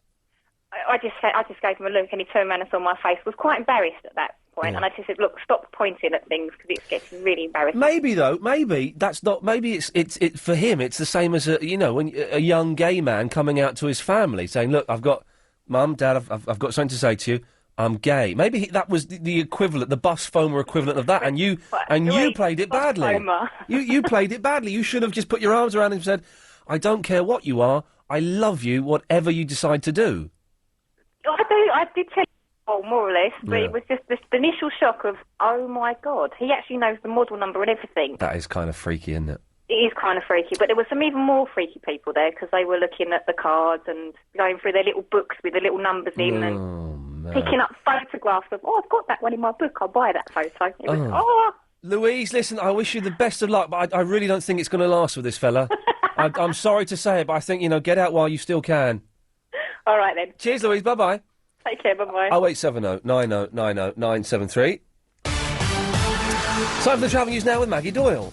Well, the M11 coming into town is closed with a crash just before junction 6 for the M25. Queues building back up the motorway, certainly past junction 7, Harlow. The M25 has a lane closed clockwise just after 27, the M11, because of an accident. The west of town and the A4 in Hounslow. It's still closed coming into town between Sutton Lane and Heston Road because of an accident. Delays are easing off, though. And Wood Lane in White City, now it's down to one lane in both directions at Duquesne Road because of a burst water main. So there's emergency repairs ongoing. It was causing lots of delays around Shepherd's Bush and Hammersmith, but looks as though traffic is easing off a bit, I'm pleased to say. Parade Street in Paddington, that's closed both ways outside St Mary's Hospital because of a police incident. Stansted Road in Catford, that's closed westbound from Catford Hill for emergency repairs. Over in the Tubes, a good service operating on all lines, but don't forget the Victoria line will be suspended tonight from 10 o'clock until 5 in the morning, and that's for engineering works. LBC 97.3 travel, your next update in 30 minutes. Ladies and gentlemen, this train is delayed. We don't know why or for how long. Next time you get delayed, remember you can check out the latest travel news on your mobile phone.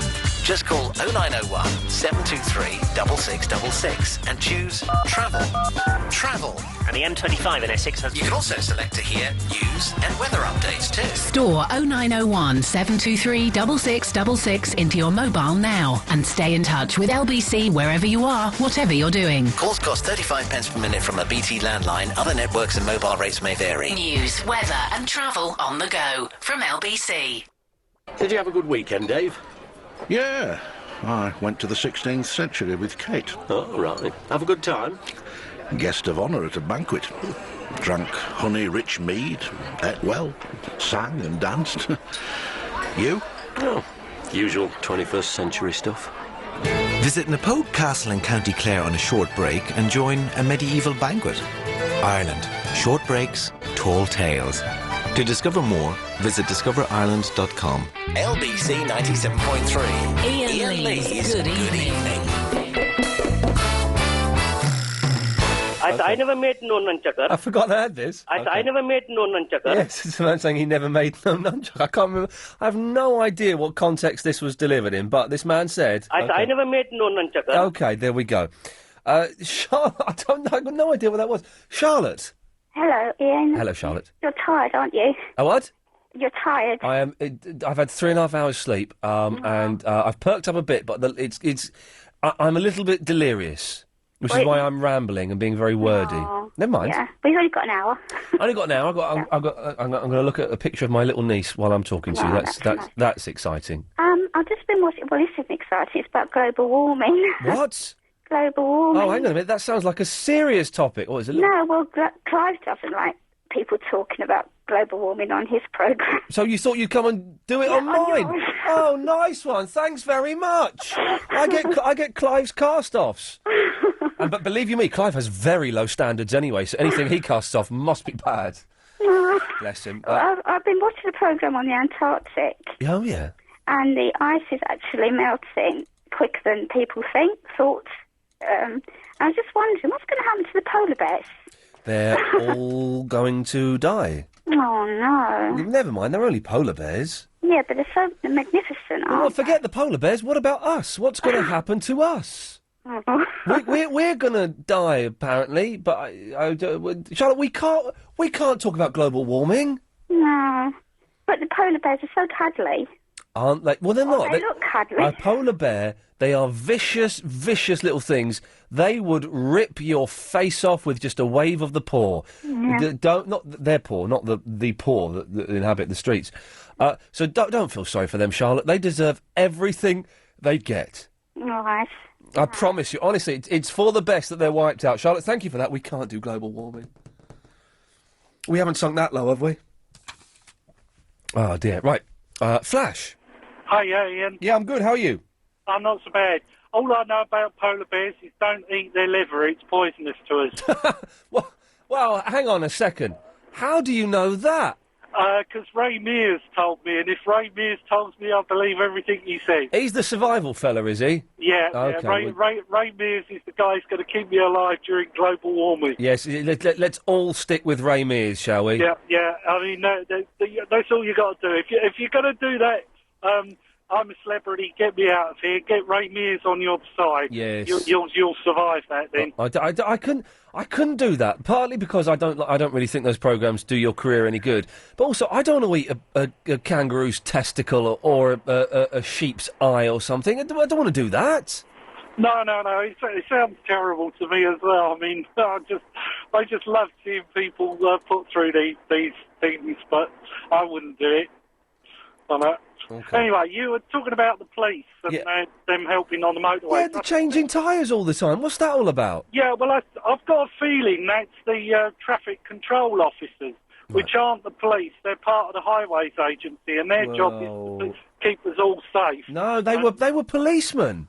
He actually said police. It was a police car, and they were proper policemen in their police. Because I know those traffic cars you mean, because you see them driving on the motorway, and everyone slows down to 68 miles an hour. Then they realise it's not the police, and everyone starts bombing along at 90 again. Yeah. So I've seen those, but no, these are proper police cars with proper policemen. Well, I don't know, but perhaps it's because of public safety. I mean, to serve and protect. Well, they're probably going very American now. I don't want to go all John Gaunt, but can't they go and catch some rapists and stuff? Well, no. I mean, that's too dangerous, isn't it? Yeah. So, but the other thing I was going to say, if you wanted to pick up hitchhikers, the best people to pick up are the trade plate people. The trade... Oh, is that the technical term for the red number plate? Is that the technical term for them? Trade platers? Yeah, they're trade plates. So why are they hitchhiking? Well, they just dropped a car off and going back home? They dropped a vehicle off somewhere, and now they've got to get back to where they're going to. So they're always hitchhiking. They're always hitchhiking, and can we just... they're never murdering? Is that 100%? Well, no, usually they're legitimate, so you're fairly safe with them, as safe as you can be with anybody. You're talking to Adolf Hitler's son here, so... Adolf's my dad, so you're perfectly safe with me. Yeah, well, excellent. Now I'm scared. What? I don't know where we went in the end of that fun conversation here. So they're trade platers is that's a good name for a band. The trade platers. So that didn't answer the question of how the hell and why the hell are the police? I don't mean that about they should go out and catch murderers and stuff. That's very lazy John Gaunt style. But it seems odd, doesn't it, that they're changing tyres? Pavelos. Yes, hi there, first-time caller. Well done for you for doing that. Yeah, well, regarding these orange boxes you get on especially on the M11, I'm a minicab driver. Okay. I'm from Golders Green, so basically, yes. Make a long story short, I had some passengers in the car, dropped them off at the airport, Stansted. On the way back, I was coming down the M11. I was coming down the M11, my brakes went, so I had to pull a nice little manoeuvre, get onto the side, go against the barriers...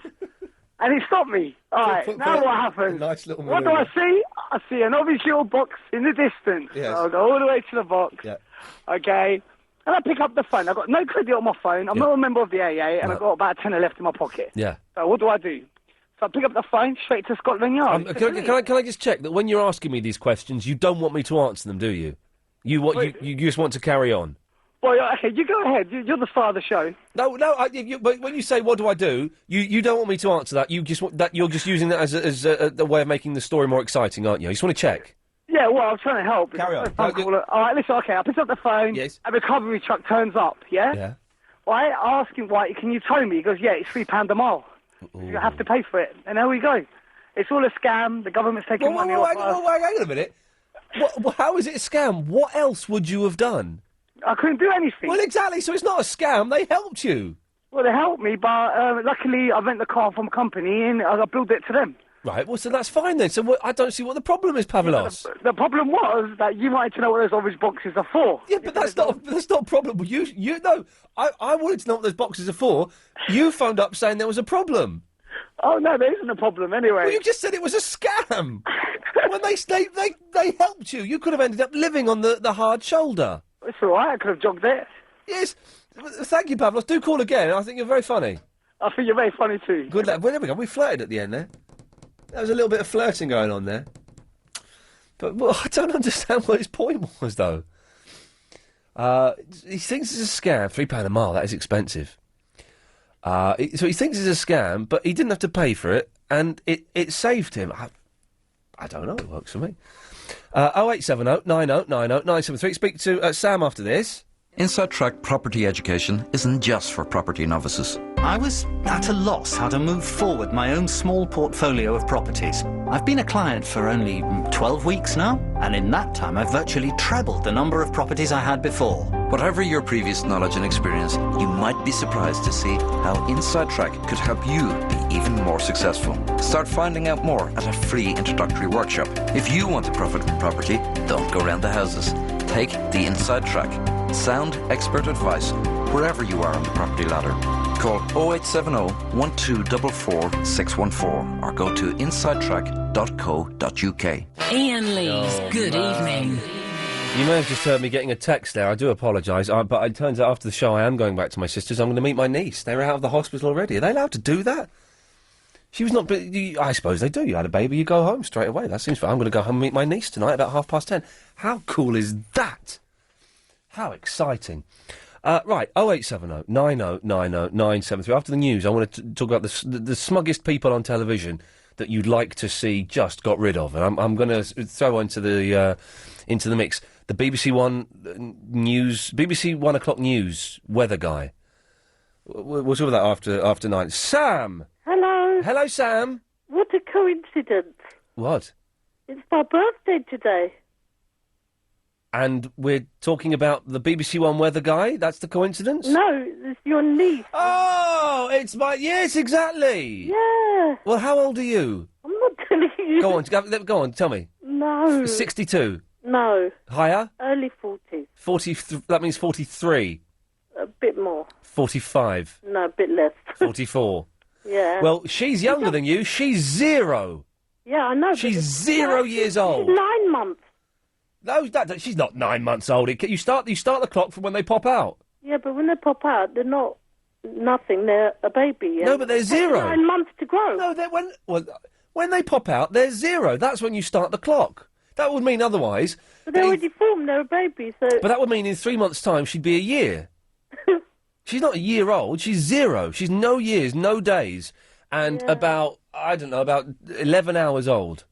It doesn't matter about my age, because people tell me I look as if I'm in my 20s. I'm sure you do. You sound as if you're in your 50s. No, you know what? I've got a sore throat today. That would explain And I went out without a coat on, and Yep. I wore a thin coat, and I Yep. felt the chill in the air. Yep, that would... I yes. had a sore throat, so I'm Good. feeling very Well done. Well, it Sam, doesn't matter about that. It doesn't matter. What can I do for you? I made homemade perfume Oh, how marvellous. when I was a child. You know the rose petals? Rose You crush petals. them, Yep.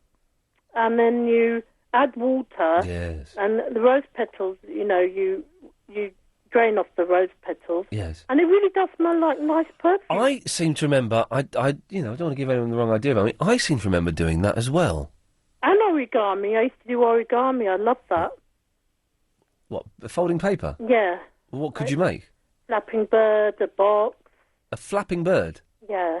Okay. And a box? Yeah. Is making a box really origami, though? Yeah, it's a little box. You can put things in it. Okay, excellent. Well, Sam... And also, Yes? Oh. but when I was in the first year of my degree, I made aspirin.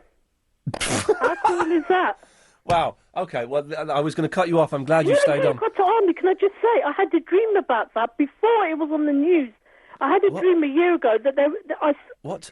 The Terracotta Army, it was in my dream, and they were lying flat in a tomb. And you know what they're saying now? What? That this Terracotta Army, it is somewhere in an underground tomb. No, it's not. The Terracotta Army's in the British Museum, love. That's not an underground tomb. No, but they said that there's some more. It's buried underground. Probably. That's why they found this lot underground. No, there's some more, and they don't know where. They can't locate it. And I had that exact dream. Okay.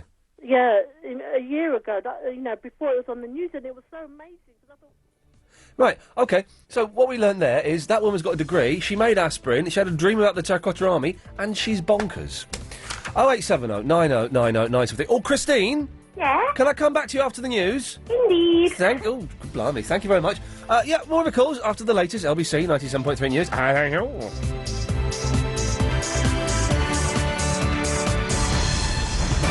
On 97.3 DAB and online. London's biggest conversation. LBC. At 9, 4 children from the same family die after a river car crash. London is to get 50,000 new affordable homes, and it's all eyes on Apple's latest gadget. It's 9 o'clock. I'm Holly Holland. 4 children from the same family have now died after their Land Rover crashed into a river at the weekend. It happened in Lincolnshire on Sunday afternoon. The parents and 3 of their other children were also in the car and managed to escape. Another 50,000 affordable homes are to be built in London over the next 3 years. It's the result of new housing and planning powers, and there'll be a particular focus on larger family homes. Jamie Carswell is the lead councillor for Housing for London, and he believes that reaching the targets shouldn't be a problem. I think there's every chance of them being met. Where he needs to get it right, and we're looking forward to ongoing discussions with him, is making certain that you get the balance right between homes for Londoners to move and choose all around London and homes for the existing communities. 2 people have been arrested after a man was shot in the leg earlier in Paddington. It happened in Lisson Grove. The man who's been shot isn't seriously hurt. The brown bounce may be over, but it doesn't seem to be helping David Cameron. A new polls found 45% of voters are unhappy with the Conservative leader. Gordon Brown's the only party leader who's more popular with voters than unpopular. Sky's Joey Jones, who's in Downing Street, says it's not just his own ratings that'll worry Mr Cameron. The headline figures in terms of the parties make pretty stark reading for the Tories. Labour up on 40%. The Conservatives on 32%, Lib Dems doing a bit better than of late on 20%. The new Apple iPhone will land in a store near you on November 9th. It's both a mobile and an iPod and is operated by a touchscreen and costs £269. James Holland, Deputy Online Editor of T3 Gadget magazine, told LBC it's a fair price. It's much different to the iPods you'll have seen before because of the touchscreen. And as well as a phone, it's a whole internet device. And how much would you pay for an iPod? A couple of £100? And I know we're used to getting phones for free in this country, but I think this is a case of you get what you pay for. It's so much better than most of the phones around at the moment. In sport, Chelsea have fought back in the Champions League at Stamford Bridge. Alex Jensen has all the details. Yeah, the Blues have just equalised at home to Rosenborg, having gone 1-0 down in the first period. The goal scorer on 53 minutes, Andrei Shevchenko. In fact, 3 of the 6 British sides through to the group stage of Europe's elite competition are in action tonight, but none of them winning. It's still 1-1 between FC Porto and Liverpool. Jermaine Pennant has just seen red for Liverpool, and no change in Celtic's score. 2-0 down at Shakhtar Donetsk, while in the Championship, only 1 goal involving London sides. Crystal Palace 1-0 up at home to Coventry. In London's travel news, the M11 coming into town is closed with a crash just before junction 6 of the M25. There's queues back up the motorway to Harlow at junction 7. In London's weather, dry and cold overnight, so similar to last night, with lows of 5 degrees Celsius and a cloudy start to tomorrow, but the chance of bright spells later. LBC, it's 9:03. This is LBC 97.3. LBC 97.3. Iain Lee's Good Evening. Good evening.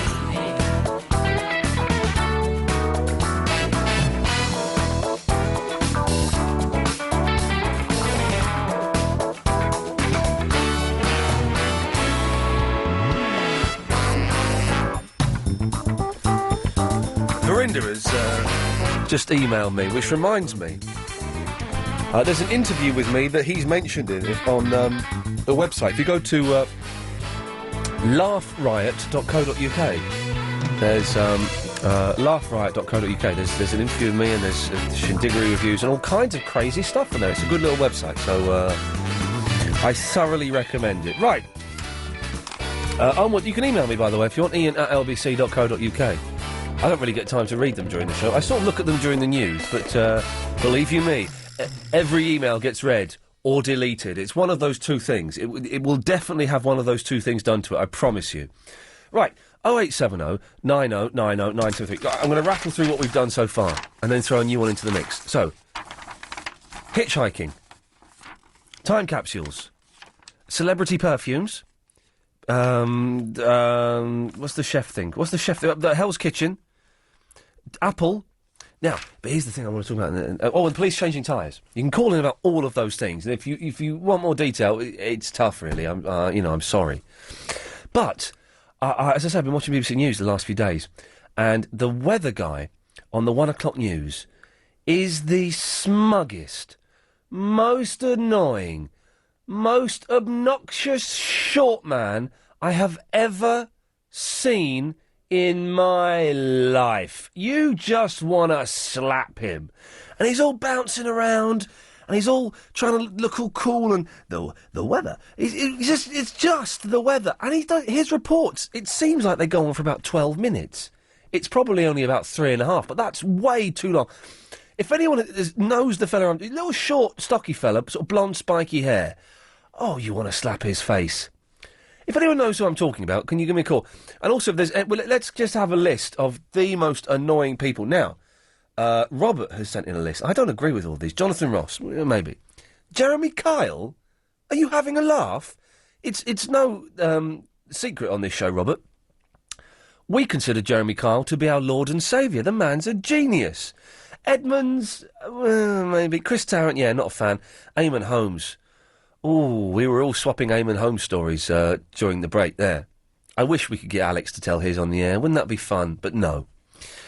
Yes, Eamon Holmes I put on the list. So, but the people who just need a slap. 0870 90 90 973. But it's Christine on the subject of hitchhiking. Hello. Hello, Christine. You must have done it because you're a weirdo. No, I haven't done it. Oh, okay.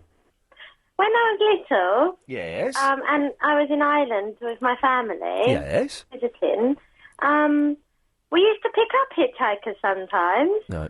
And sometimes they'd end up to be, like, related to my auntie and stuff. What do you mean? What, they ended up marrying her?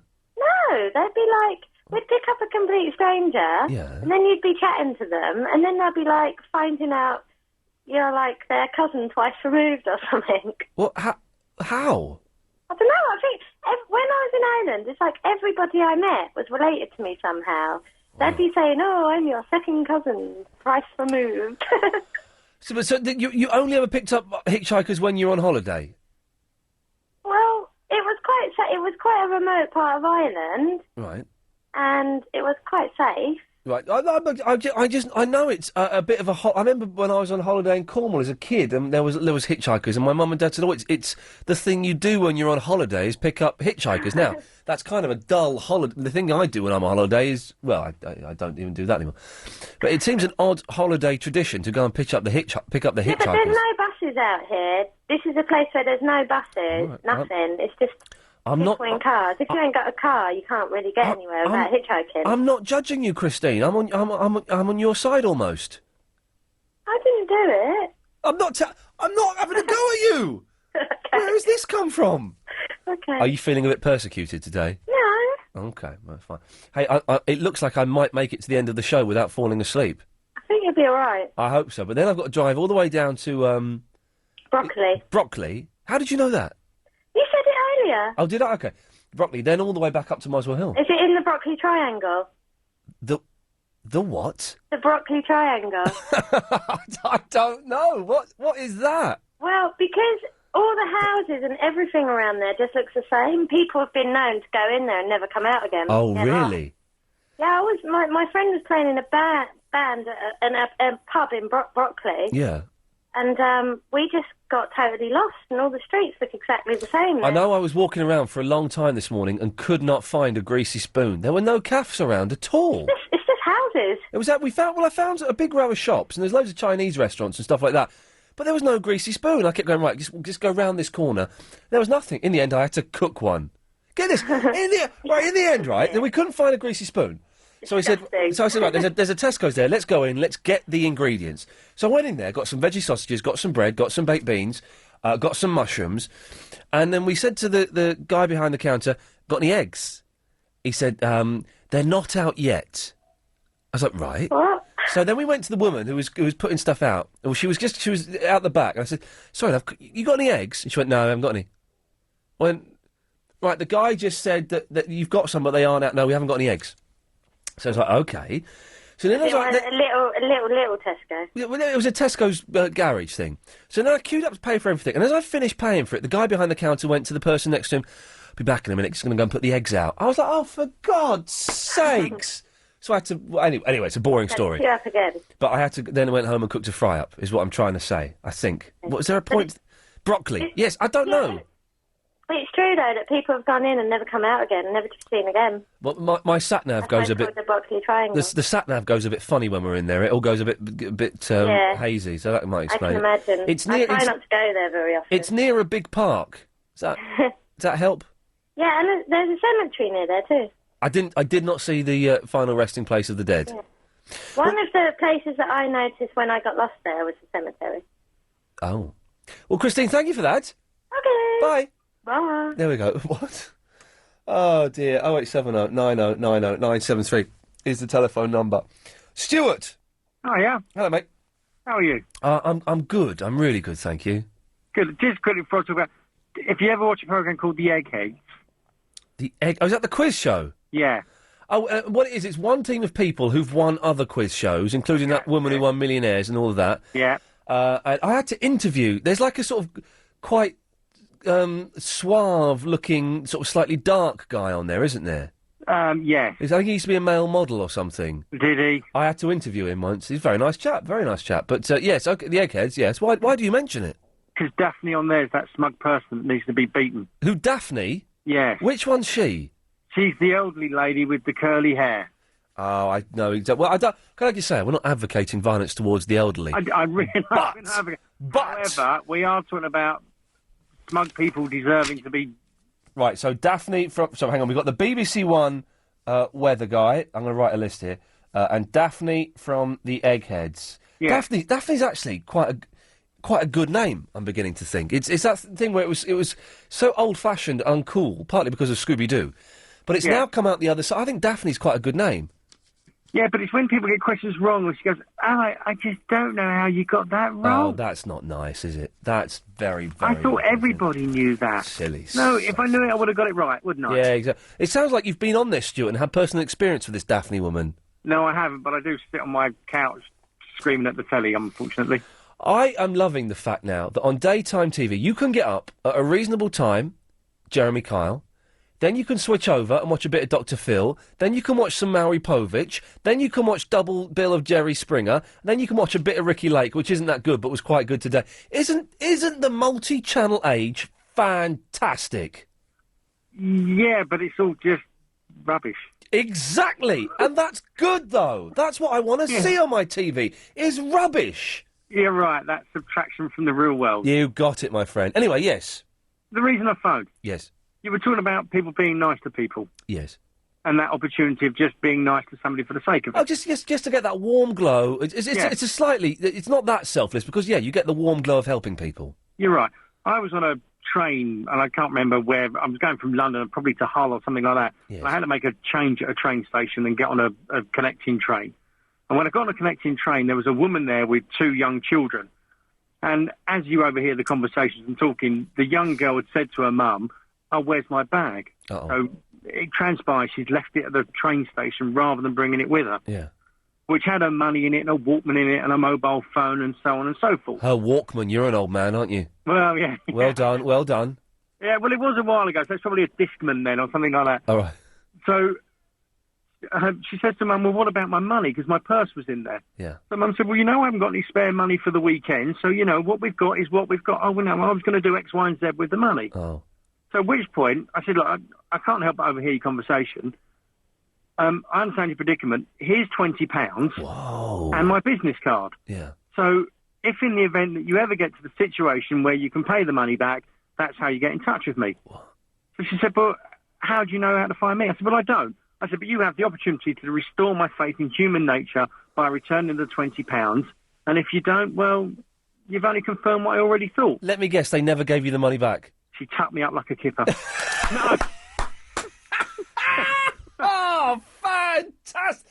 Sorry to steal the thunder of your story. I hoped that was where it was going. Teach you a lesson, you idiot. No, it didn't. But about 2 weeks later, I got a letter back from her saying she'd had a wonderful world. She'd been to some exhibition called The Deep or something. Yeah, it's brought a nice little bit of blow, yeah. Yeah, and when she'd gone back to the train station, some equally nice person had apparently found her bag and handed it in with all her belongings as well. But she never sent you the money?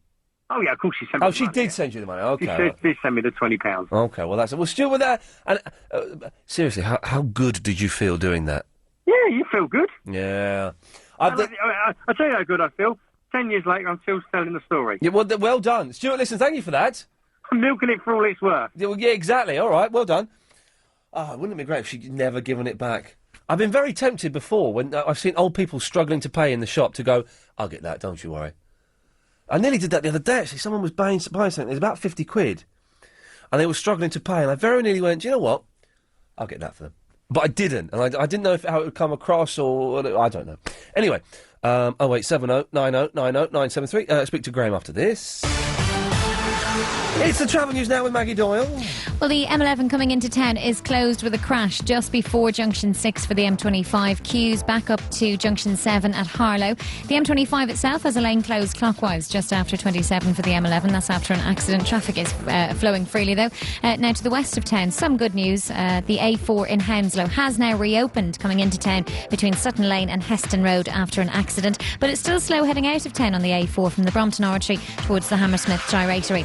Wood Lane in White City, I should say, that's down to one lane in both directions at Duquesne Road because of emergency repairs after a burst water main. Braid Street in Paddington, that's closed both ways outside St Mary's Hospital following a police incident. Stansted Road in Catford, that's closed westbound from Catford Hill for emergency repair works. Over on the tubes, everything looking pretty good, but the Victoria line will be suspended tonight from 10 p.m. until 5 in the morning, and that's for planned engineering works. LBC 97.3 travel, your next update in 30 minutes.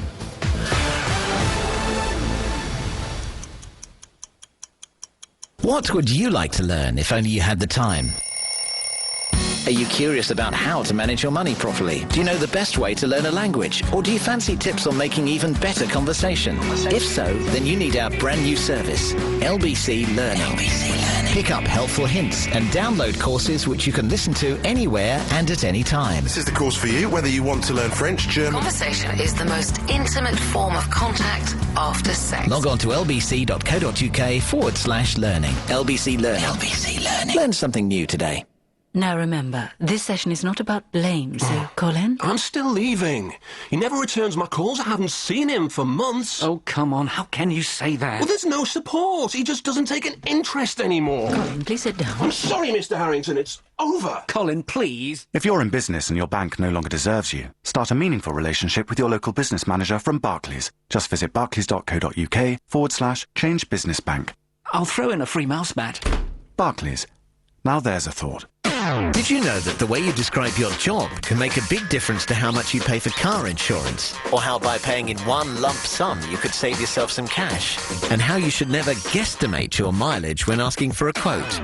LBC 97.3 and Confused.com have got together to bring you a series of essential podcast guides. One for travel insurance, one for home insurance, and the first podcast, The Essential Guide to Car Insurance, which you can find online right now at lbc.co.uk.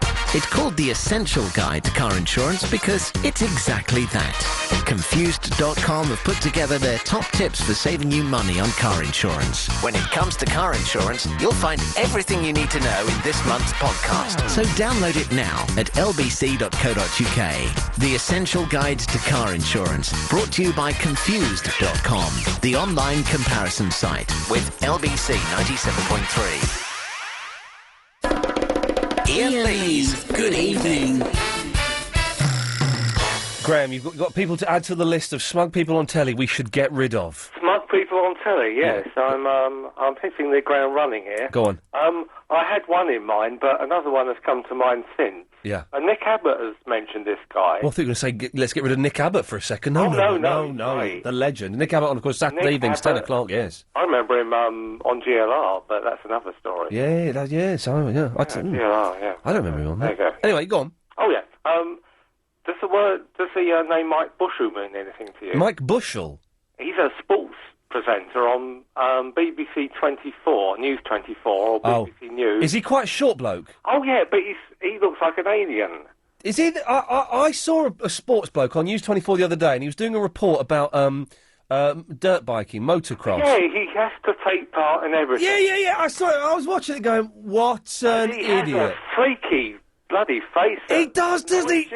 He looks really weird. And then they come back to the studio, and the two smug presenters in the studio look at him and say, well, you were a real freaky there, weren't you? And he goes, yes, I was. Everyone. I was paid to do it by all the licence payers anyway. Yeah, I was paid to go and make... And the report I saw, this thing on the motocross where...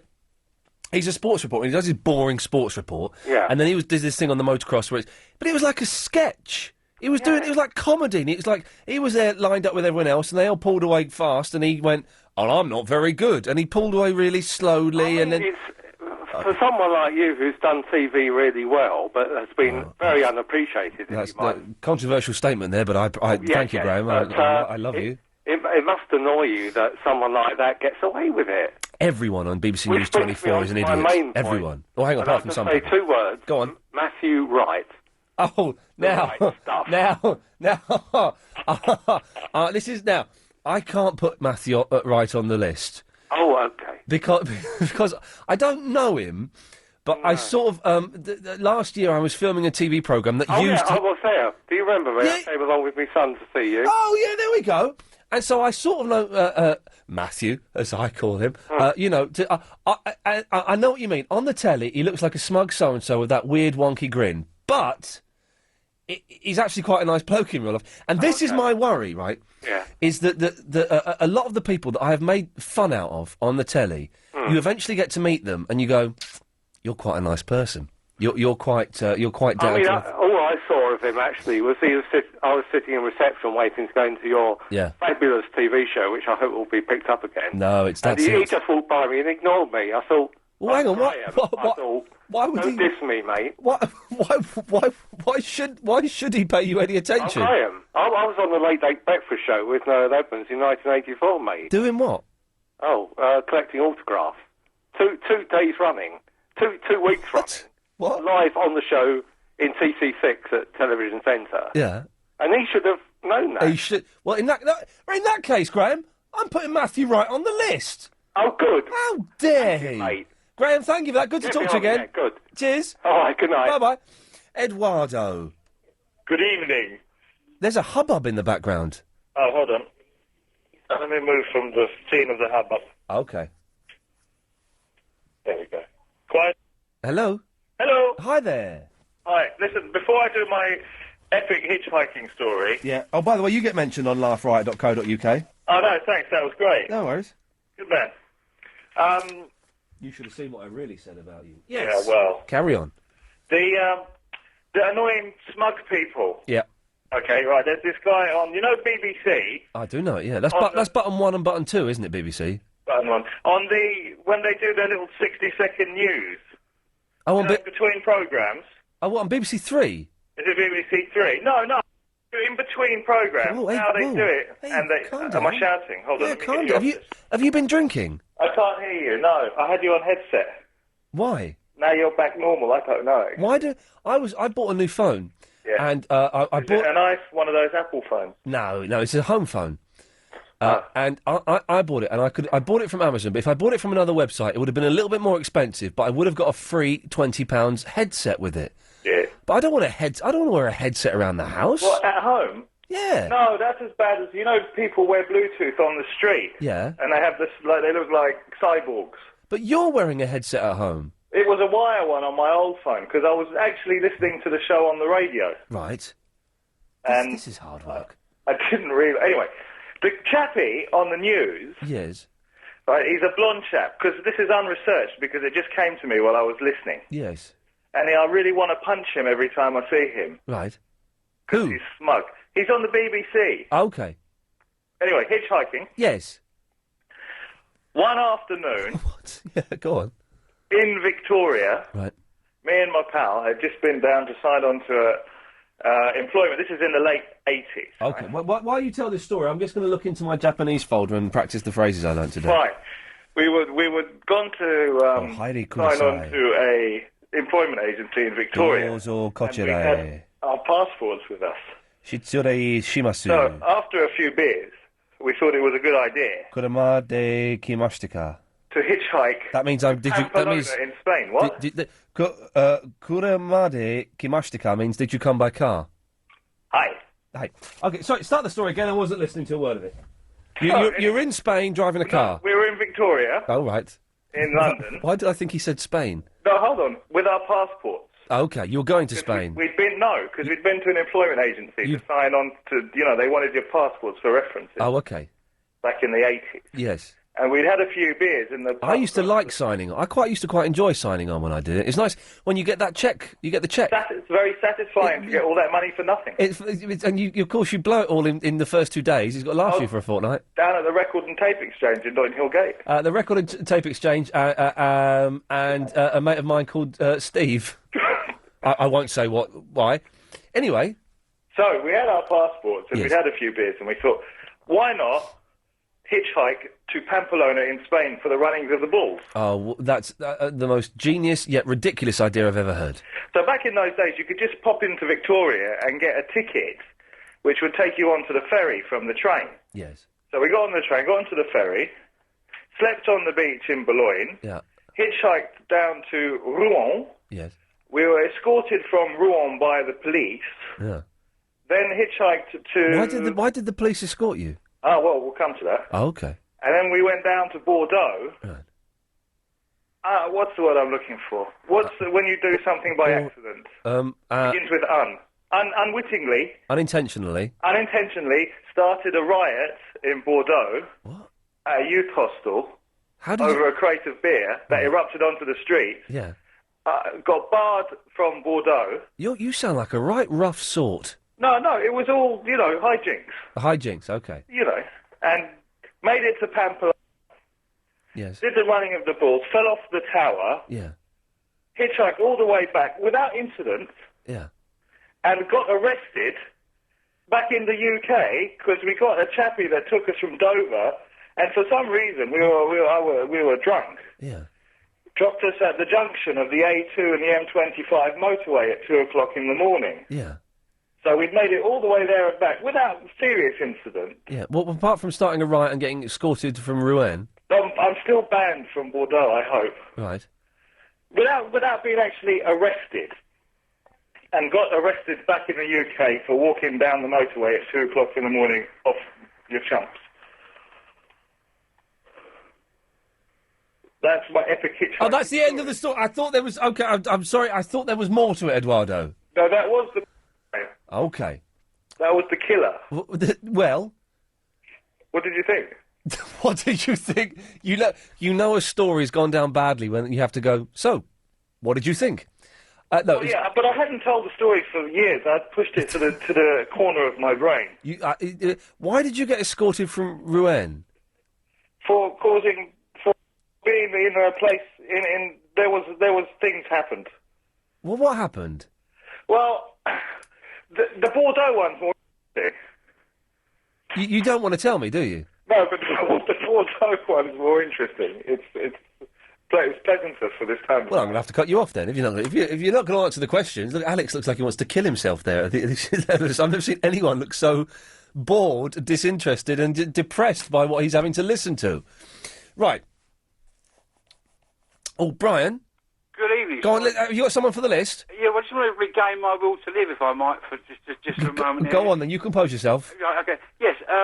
I'd like to try and raise the smugness bar. Yep. By throwing into the ring Mr. Alistair Stewart. Oh man, he's actually gone on the top of the list. Alistair Stewart, the poison dwarf. Yes, he's there. I don't know how he managed to remain upright in the seat. He's so. Have a look at this idiot driving recklessly and over the limit. Oh, it's me. And don't forget that smile. Yeah, I've met Alistair, and he's just like that in real life. Brian, I have to go. Thank you very much. 0870 973 is the telephone number if you want to give us a call. Well, we've got the news coming up next. So when we come back, we've got 30 minutes left of the show. I shall give you a recap of everything we've called, and then it's pretty much a bit of a free-for-all, really. Wayne Rooney or George Clooney? Robin Van Persie or Robert De Niro? Johnny Wilkinson or Johnny Depp? Now on Sky TV, you've got a choice. For £35 a month, you could get Sky TV with a choice of Sky Sports or movies, plus wireless Sky broadband and the Sky Talk Home phone service. All three for just £35 a month. All you have to decide is John Terry or Halle Berry, Tiger Woods or Jeremy Irons. For our biggest ever season of sport or our greatest ever choice of movies, call 0870 9900. Sky. Believe in better. £30 standard set-up cost and BT line rental payable, subject to availability and equipment. Other product and price combinations available. Minimum contract 12 months. Further terms apply. On 97.3 DAB and online. London's biggest conversation. LBC.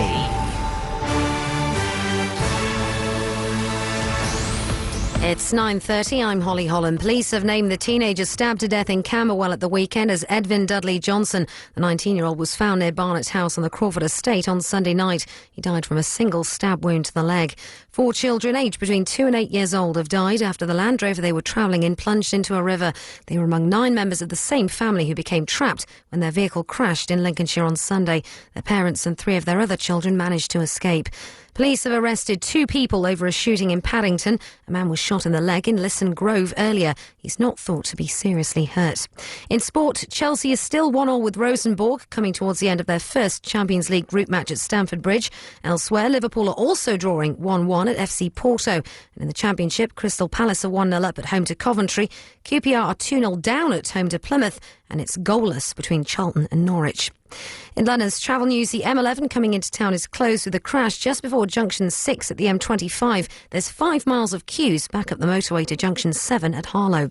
And in London's weather, dry and cold overnights, similar to last night with lows of 5 degrees Celsius. And tomorrow it'll be a cloudy start with a chance of bright spells later. Sunrises at 6:41. There'll be highs of 19 degrees Celsius. You're with LBC, it's 9:31. When is a good deal not a good deal on car insurance? When you pay more for a policy through some of those price comparison websites than if you'd gone direct to the insurer. Direct Line has always cut out the middleman, so the price you see is the price you pay. You'll only get our quotes from directline.com or our UK-only call centres. That's better. Direct Line. A good deal. Better. LBC 97.3. Iain Lee's Good Evening.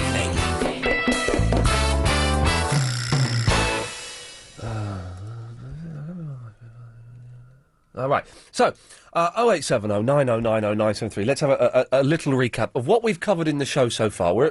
I'm here till 10. I keep saying we. By that, I mean, of course, my producer, Agent Chris, and studio manager, I still don't know what that term means, Lady Alex. We're here till 10 o'clock. Then it's Clive Bull, who's on till 1 o'clock. So, if you want to give me a call, 0870 9090 973, you can come on the radio. Let's have a little recap of what we've done so far, ladies and gentlemen, just in case you've just tuned in. And I know there's 2 football matches on this evening, one on ITV and one on ITV4 or something. So it's always odd when the football's on. You notice the difference in callers. Right. So at the moment, we're compiling a list of smug people on the telly that need a slap. So far, Alistair Stewart, the BBC One weather guy, Daphne off Eggheads, Mike Bushell. Is that? And we've got Matthew Wright on there. I quite like Matthew Wright. I think he's quite a nice bloke. But he walked past someone, so we'll leave that. Celebrity smells. I don't think anyone's... Oh, no, someone called in and said Missy used J-Lo's smell. But if you use those celebrity perfumes... The Beckham's perfume was selling for 18 quid. It's now 35 pence or something. That's poor. That's pretty poor. Hell's Kitchen. If anyone has watched it and has enjoyed it and has not been disappointed by it, then 0870 9090 973. We've slagged off Apple and the iPhone, even though I'm still possibly going to get an iMac if my contact can pull his finger out and stop messing around phoning up straight-to-air radio shows and being foolish and get me a big, huge discount. The disappointing iPhone. And I'm rambling because I've only had 3.5 hours sleep because I got the call at like 2 o'clock in the morning, 2:15, saying, your sister's having a baby, we need you to come over here and look after your nephew, and which was great, absolutely great. I loved it. What fun it is having a little 2.5-year-old boy running into your bedroom at 10 to 7, all a bit teary because he's bashed his foot and he's had a nightmare, then suddenly going, what? And just surprised, and then going, Dylan, come and get in the bed. We need to have a little chat with you. Having a little 2.5-year-old in the bed next to you and explaining to him that his mum's gone off to hospital so that he's going to have a little baby sister, and that he needs to tell me what I need to do. And in all honesty, he didn't need to tell me. My sister she'd written a book. You know, on Wife Swap, when they go and stay at someone's house and they've written a book on what to do. My sister had kind of written that book, which is brilliant, but he filled in the blanks for me. So I'm a little bit rambly and a little bit tired. But those are the topics. Oh, time capsules as well, we mentioned. 0870 9090 973 is the telephone number. It's if you want to come on the show. John is in the Abbey Wood. Hello, John. Hello, Ian. How's Mum? Yeah, Mum is all right. I spoke to her today to tell her that she had a granddaughter, and yeah, she's all right. Cheers. Last time I spoke to you, we was concerned about our mums because my mum let someone in who nicked her handbag. Oh yeah. How's she? She all right? Well, she's gone now. Oh, she hasn't. That was a few years ago. Sorry, John. Yes, I do remember. Yes, yeah. No, they don't. They're Uncle Ian. Yeah, Uncle Ian, exactly. Well, listen, Ian. Yes. I've got a straightforward hitchhiking story. Go on. But you know, you was talking about bus spotters and that earlier on. Oh, we did mention the perverts that are bus spotters. Well, I've got a really scary one about that, but I'll tell you the straightforward one first. Yeah. We got time to do the bus spotting. Yeah, go on. Right, I was years and years ago in the 70s. Went with my first wife. Must have been about 19 or 20. Went to Longley, and I think it's in Wiltshire. Yeah. On the bus, on the coach. Yeah. And there's none of the air conditioning like you got out. It was a nightmare journey. Red hot day. Yeah. And so, being daft buggers at that age, we decided to hitchhike home. And we're marching along this road. This bloke in a little Morris Minor, he went past us about half a mile, and then he reversed. Oh. Now listen, it's not as bad as it sounds. From the back, I was very slight in them days, and he assumed it was a couple of local kids. I was very small. Hang on, how short were you that he thought you were a child? Well, I'm only 5'6", but I was very skinny in them days. Oh, he's only little. But listen, look, he'd see my beard in his rearview mirror. Yeah. So he realised, anyway, he picked us up, and listen, he took us all the way back from Wiltshire, and we was going back to Greenwich in London. Yeah. And but we lived by the old Greenwich Hospital. Right. And he went screeching into the forecourt at Charing Cross Station, and he was saying, quick, if you run now, you'll get the fast train through to Woolwich. Right. It only stops at every other station. Yeah. And if you miss that, you'll have to.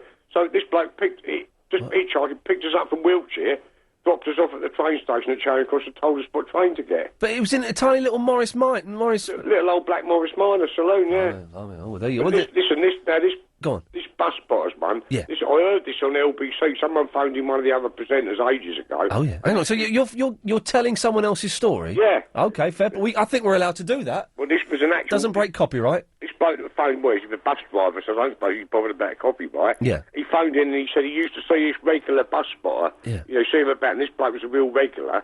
And he said to him one day... He said, what is this thing about? He said all the buses from his depot, they're all Leylands or something, all identical buses. Yeah. And the bloke said, but the numbers are all different, right? Well, sometime after that, he was off duty on foot, and he come up, he was at the spot where this bloke used to stop because they wait by traffic lights and things where the buses stop, so they can get the numbers. Right. And he looked over the bloke's shoulder, and you know them cards that they do for the extrasensory perception. Oh, yeah, well, the like the zigzags and stuff on it. He had the wavy lines, and this bloke had his little book open, and all down one page was little wavy lines, and halfway down the other page was wavy lines. And this bus, while this bus driver who's telling the story is looking over this bloke's shoulder, a bus pulled up, and he'd done another little wavy line underneath all the other wavy lines. And he said he had a vision of this bloke, the quality little bedsit, with piles and piles of these little notebooks full of wavy lines. So, every time he saw a bus, he just drew wavy lines? Yeah. Oh, that's scary, isn't it? That is proper scary. John, listen, mate, I've got to go. Thank you for that. All right, son, love to mum. Yeah, I will do. Good lad. There we go. Well, maybe we should do a whole show one day where people just phone up and tell other people's stories that they've heard on LBC in the past. I think there's something in that. Maybe it's the way forward. Not tonight, though. 0870 90 90 973. 22 minutes till the end. It looks like I'm going to make it. Then I've got another hour and 3/4 in the car, but I don't mind. Sifu! How you doing? Good lad, good lads. I think they should have made that last story into a movie. Well, yeah, there was flashbacks and everything. At some point, I lost the plot. I can imagine Tom Hanks being the guy, being the bus driver. I think you're probably right. Yeah, Tom Hanks. Who would be the guy with the wavy lines, though? Probably Danny DeVito. Hey, I saw Danny DeVito's missus the other day. I bet she's quite taller than him, I'm guessing. No, she's the short woman from Cheers. What's her name? I didn't know that. What's her name? The big black bushy hair. Chris, what's her name? Carla? Carla, what's her real name, though? I knew it on Saturday when I saw her. I went, I've just seen... What's her name? Anyway, she was in a hotel. You saw Mrs. DeVito, most likely. No, it's not. What? Jason? Yeah? What's Danny DeVito's wife called? Mrs. DeVito. OK, right, stay there, Jason. That's no... Well, this is the mystery for the last 20 minutes. 0870 909090. I knew her name, and I saw her, and I was like, I've just seen...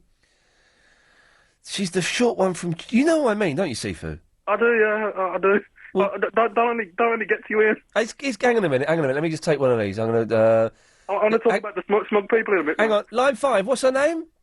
Rhea Perman. Rhea Perman, thank you very much. There we go, lovely. Hang on a second, let's just... line 7? It's Rita Perlman. No, it's Rhea Perman. I think we got it, but thank you.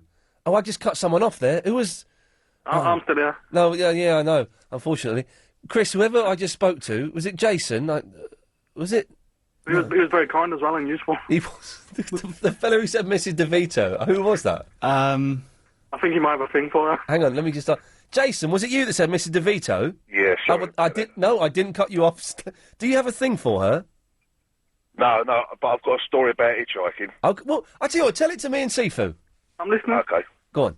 Well, no, what it was, I was dropped off a cab driver. I dropped off down at Gatwick. Yeah. 3 years ago. You've got the deepest voice. You've got the deepest voice I've ever heard in my life. No, I've spoken to you before, but you never said that, Ian. Well, I know but I hadn't completed my tests, but the results are in now, and you win. Good. But I picked up this fella. I didn't realise there was a security alert, and this fella standing just round the corner from the airport. Terrific. He's only a little fella. Picked him up. Yeah. Terrific. What am I, some kind of a banana? Listen, right. So I've helped him put his bag in the car, in the boot. Yeah. Driving down M23. Oh, I remember you. I was getting you to do Mike Reid quotes all night, wasn't I? That's right. Yeah. Go on, do it. Go on. Pet. Pets. What have you done to me, Pets? He's good, isn't he? So anyway. Yes.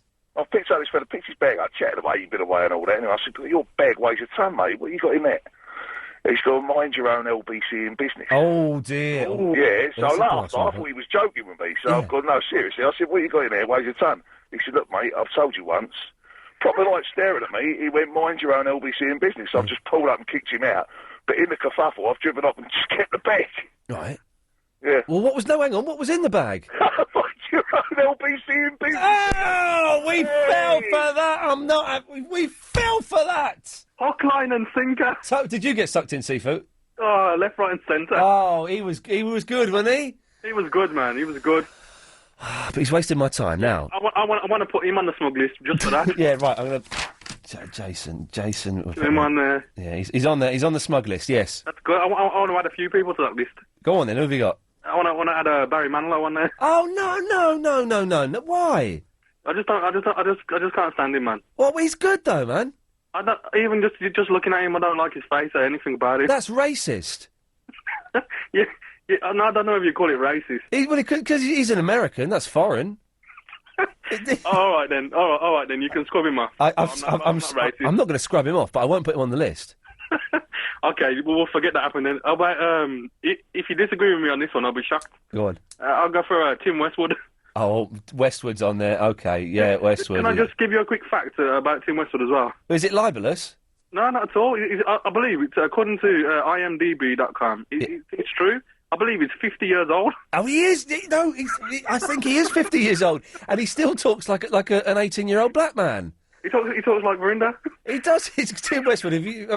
Most people know who Tim Westwood. Yeah, he's 50 years old, and he talks like that. And fair play, he's made a good living out of talking like that.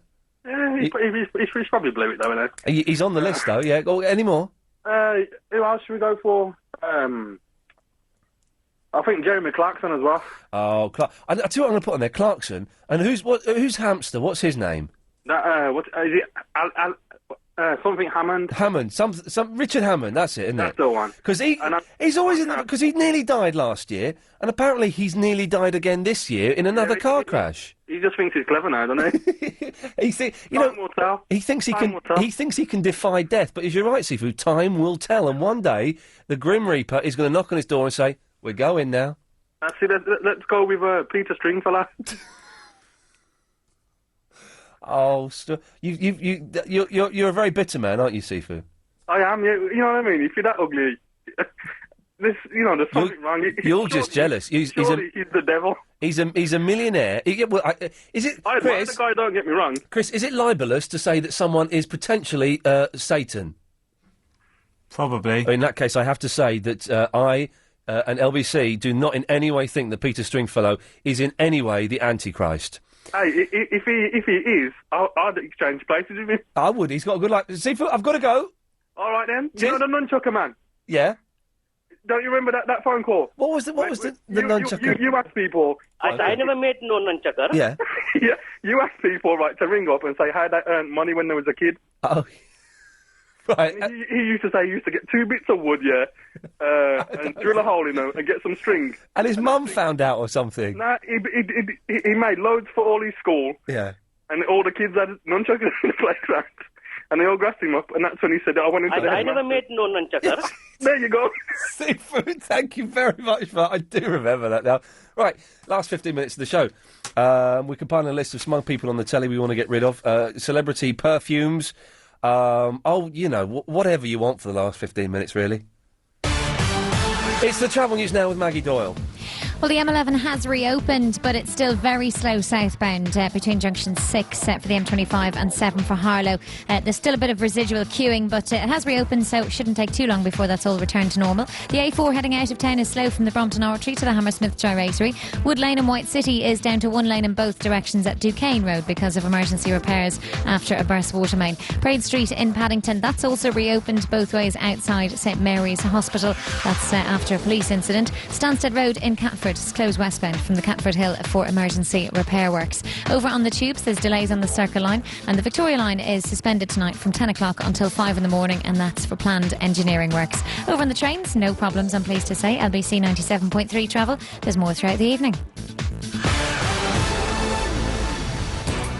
Getting a breakfast grilling from Nick Ferrari is no laughing matter. The Tories are a bunch of insufferable hypocrites, it's written in the Daily Telegraph. Are you? I would sincerely hope not. But Why would I have to pay to go to Sainsbury's this weekend? Well, there is a... This isn't going to be in the manifesto. There is a... You must have a view on this. Nick Ferrari at breakfast, weekday mornings from 7. LBC 97.3. If you've recently set up in business, think of all the ways it could benefit from a £20,000 injection. Register your business at lbc.co.uk today and you could enter a competition to win £20,000 with James Max, courtesy of Lloyds TSB, the #1 bank for business startups. Conditions apply. The £20,000 business competition with James Max. Sunday afternoon from 5 with Lloyds TSB for The Journey at LBC 97.3. Iain Lee's Good Evening. Okie dokie. Now, very exciting.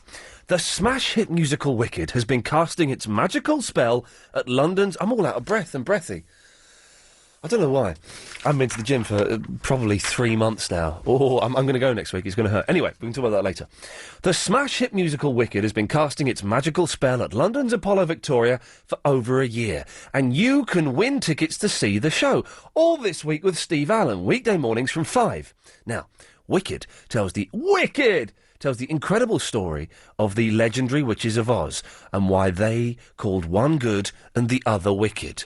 Wicked at the Apollo Victoria with LBC 97.3. You can buy tickets from the show from the LBC ticket line on 0870 380 0973. So that's all groovy stuff, man. Right, Andrew.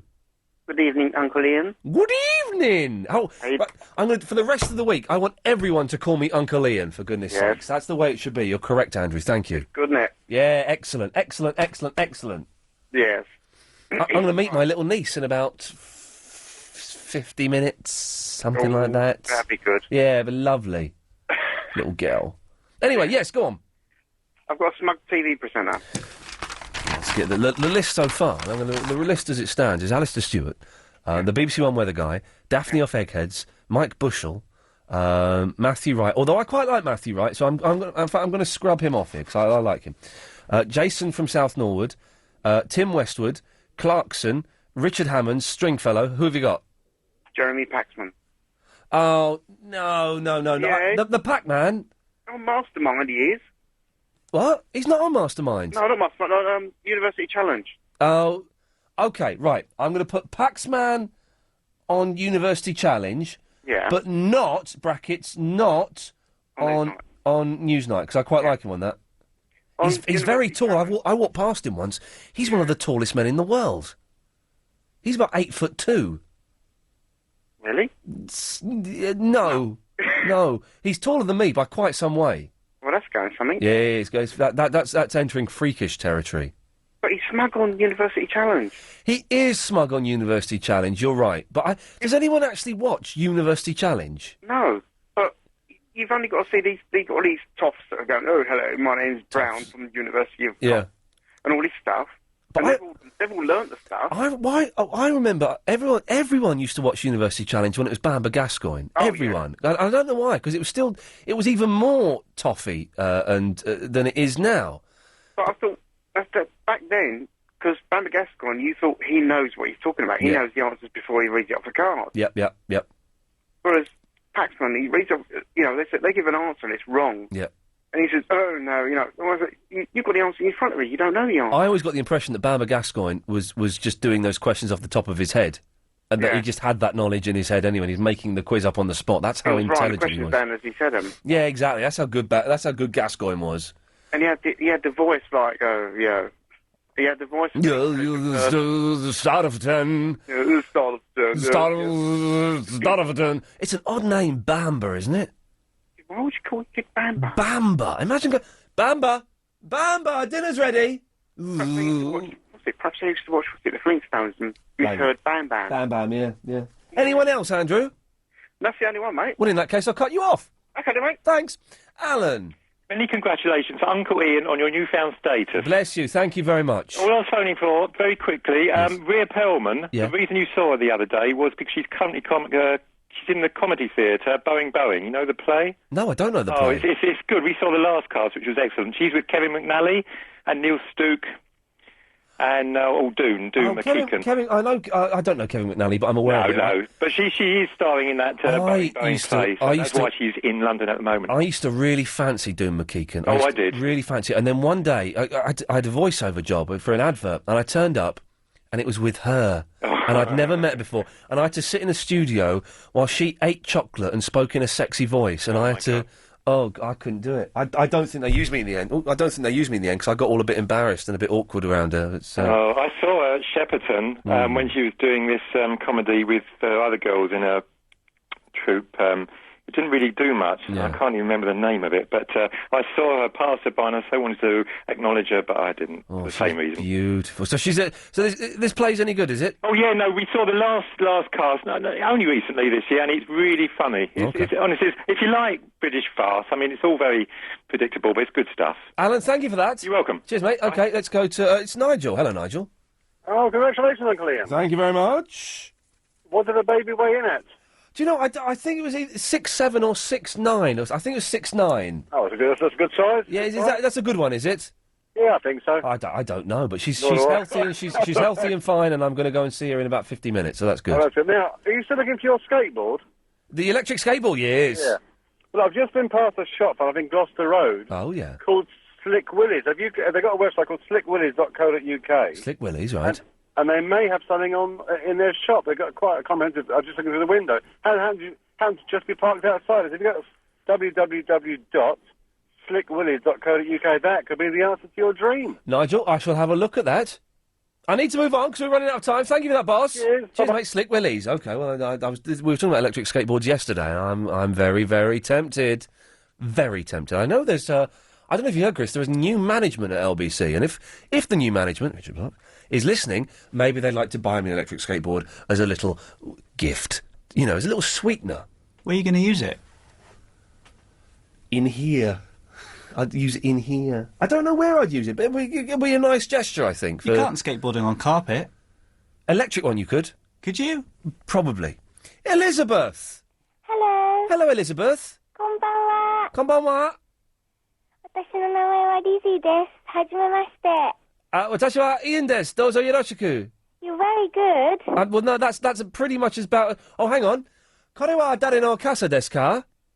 That's really good pronunciation. Thank you. How old are you, Elizabeth? I'm 12 years old and my English isn't perfect. I've spoken it for 3 years. Well, hang on a second. Are you Japanese or English?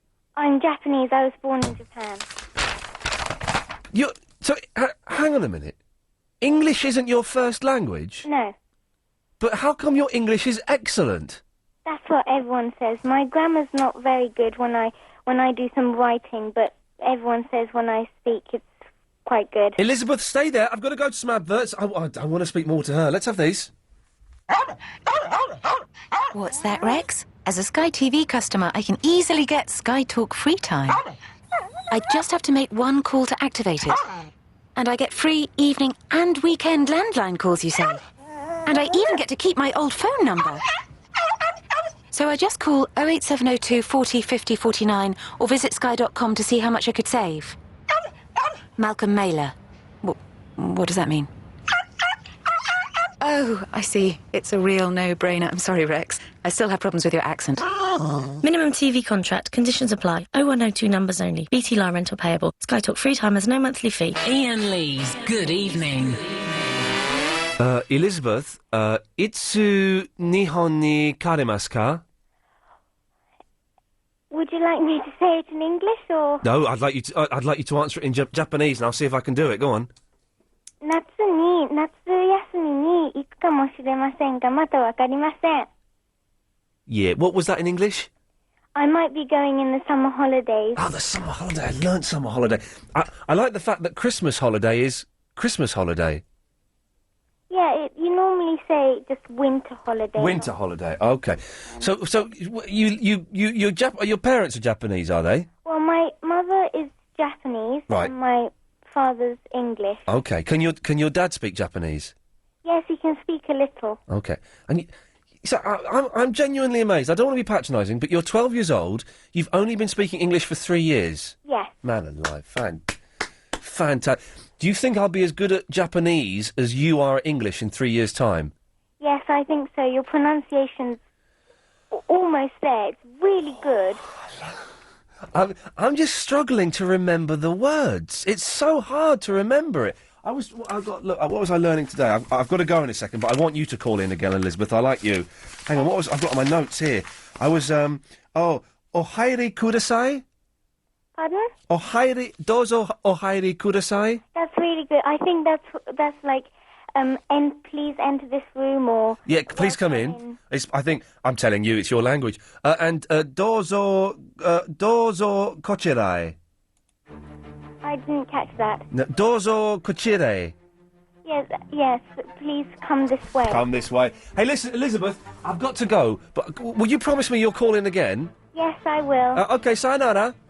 Sayonara, mata kondo ne. Dozo arigato. Arigatou gozaimashita. There we go. Oh, man.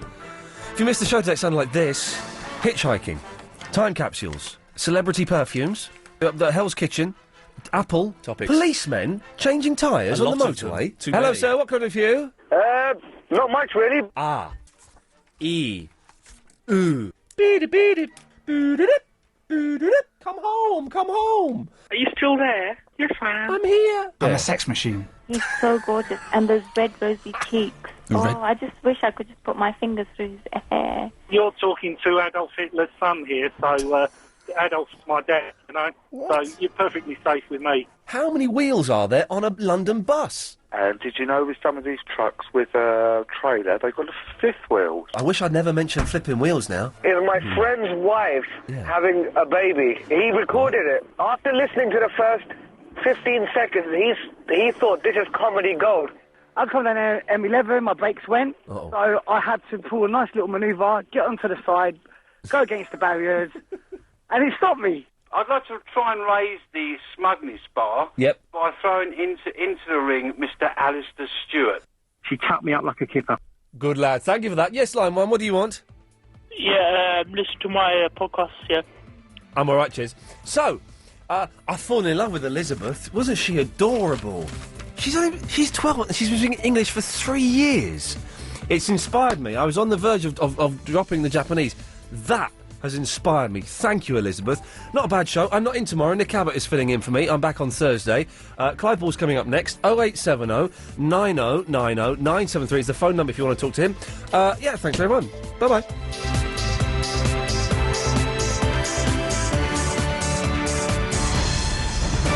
On 97.3 DAB and online. London's biggest conversation. LBC.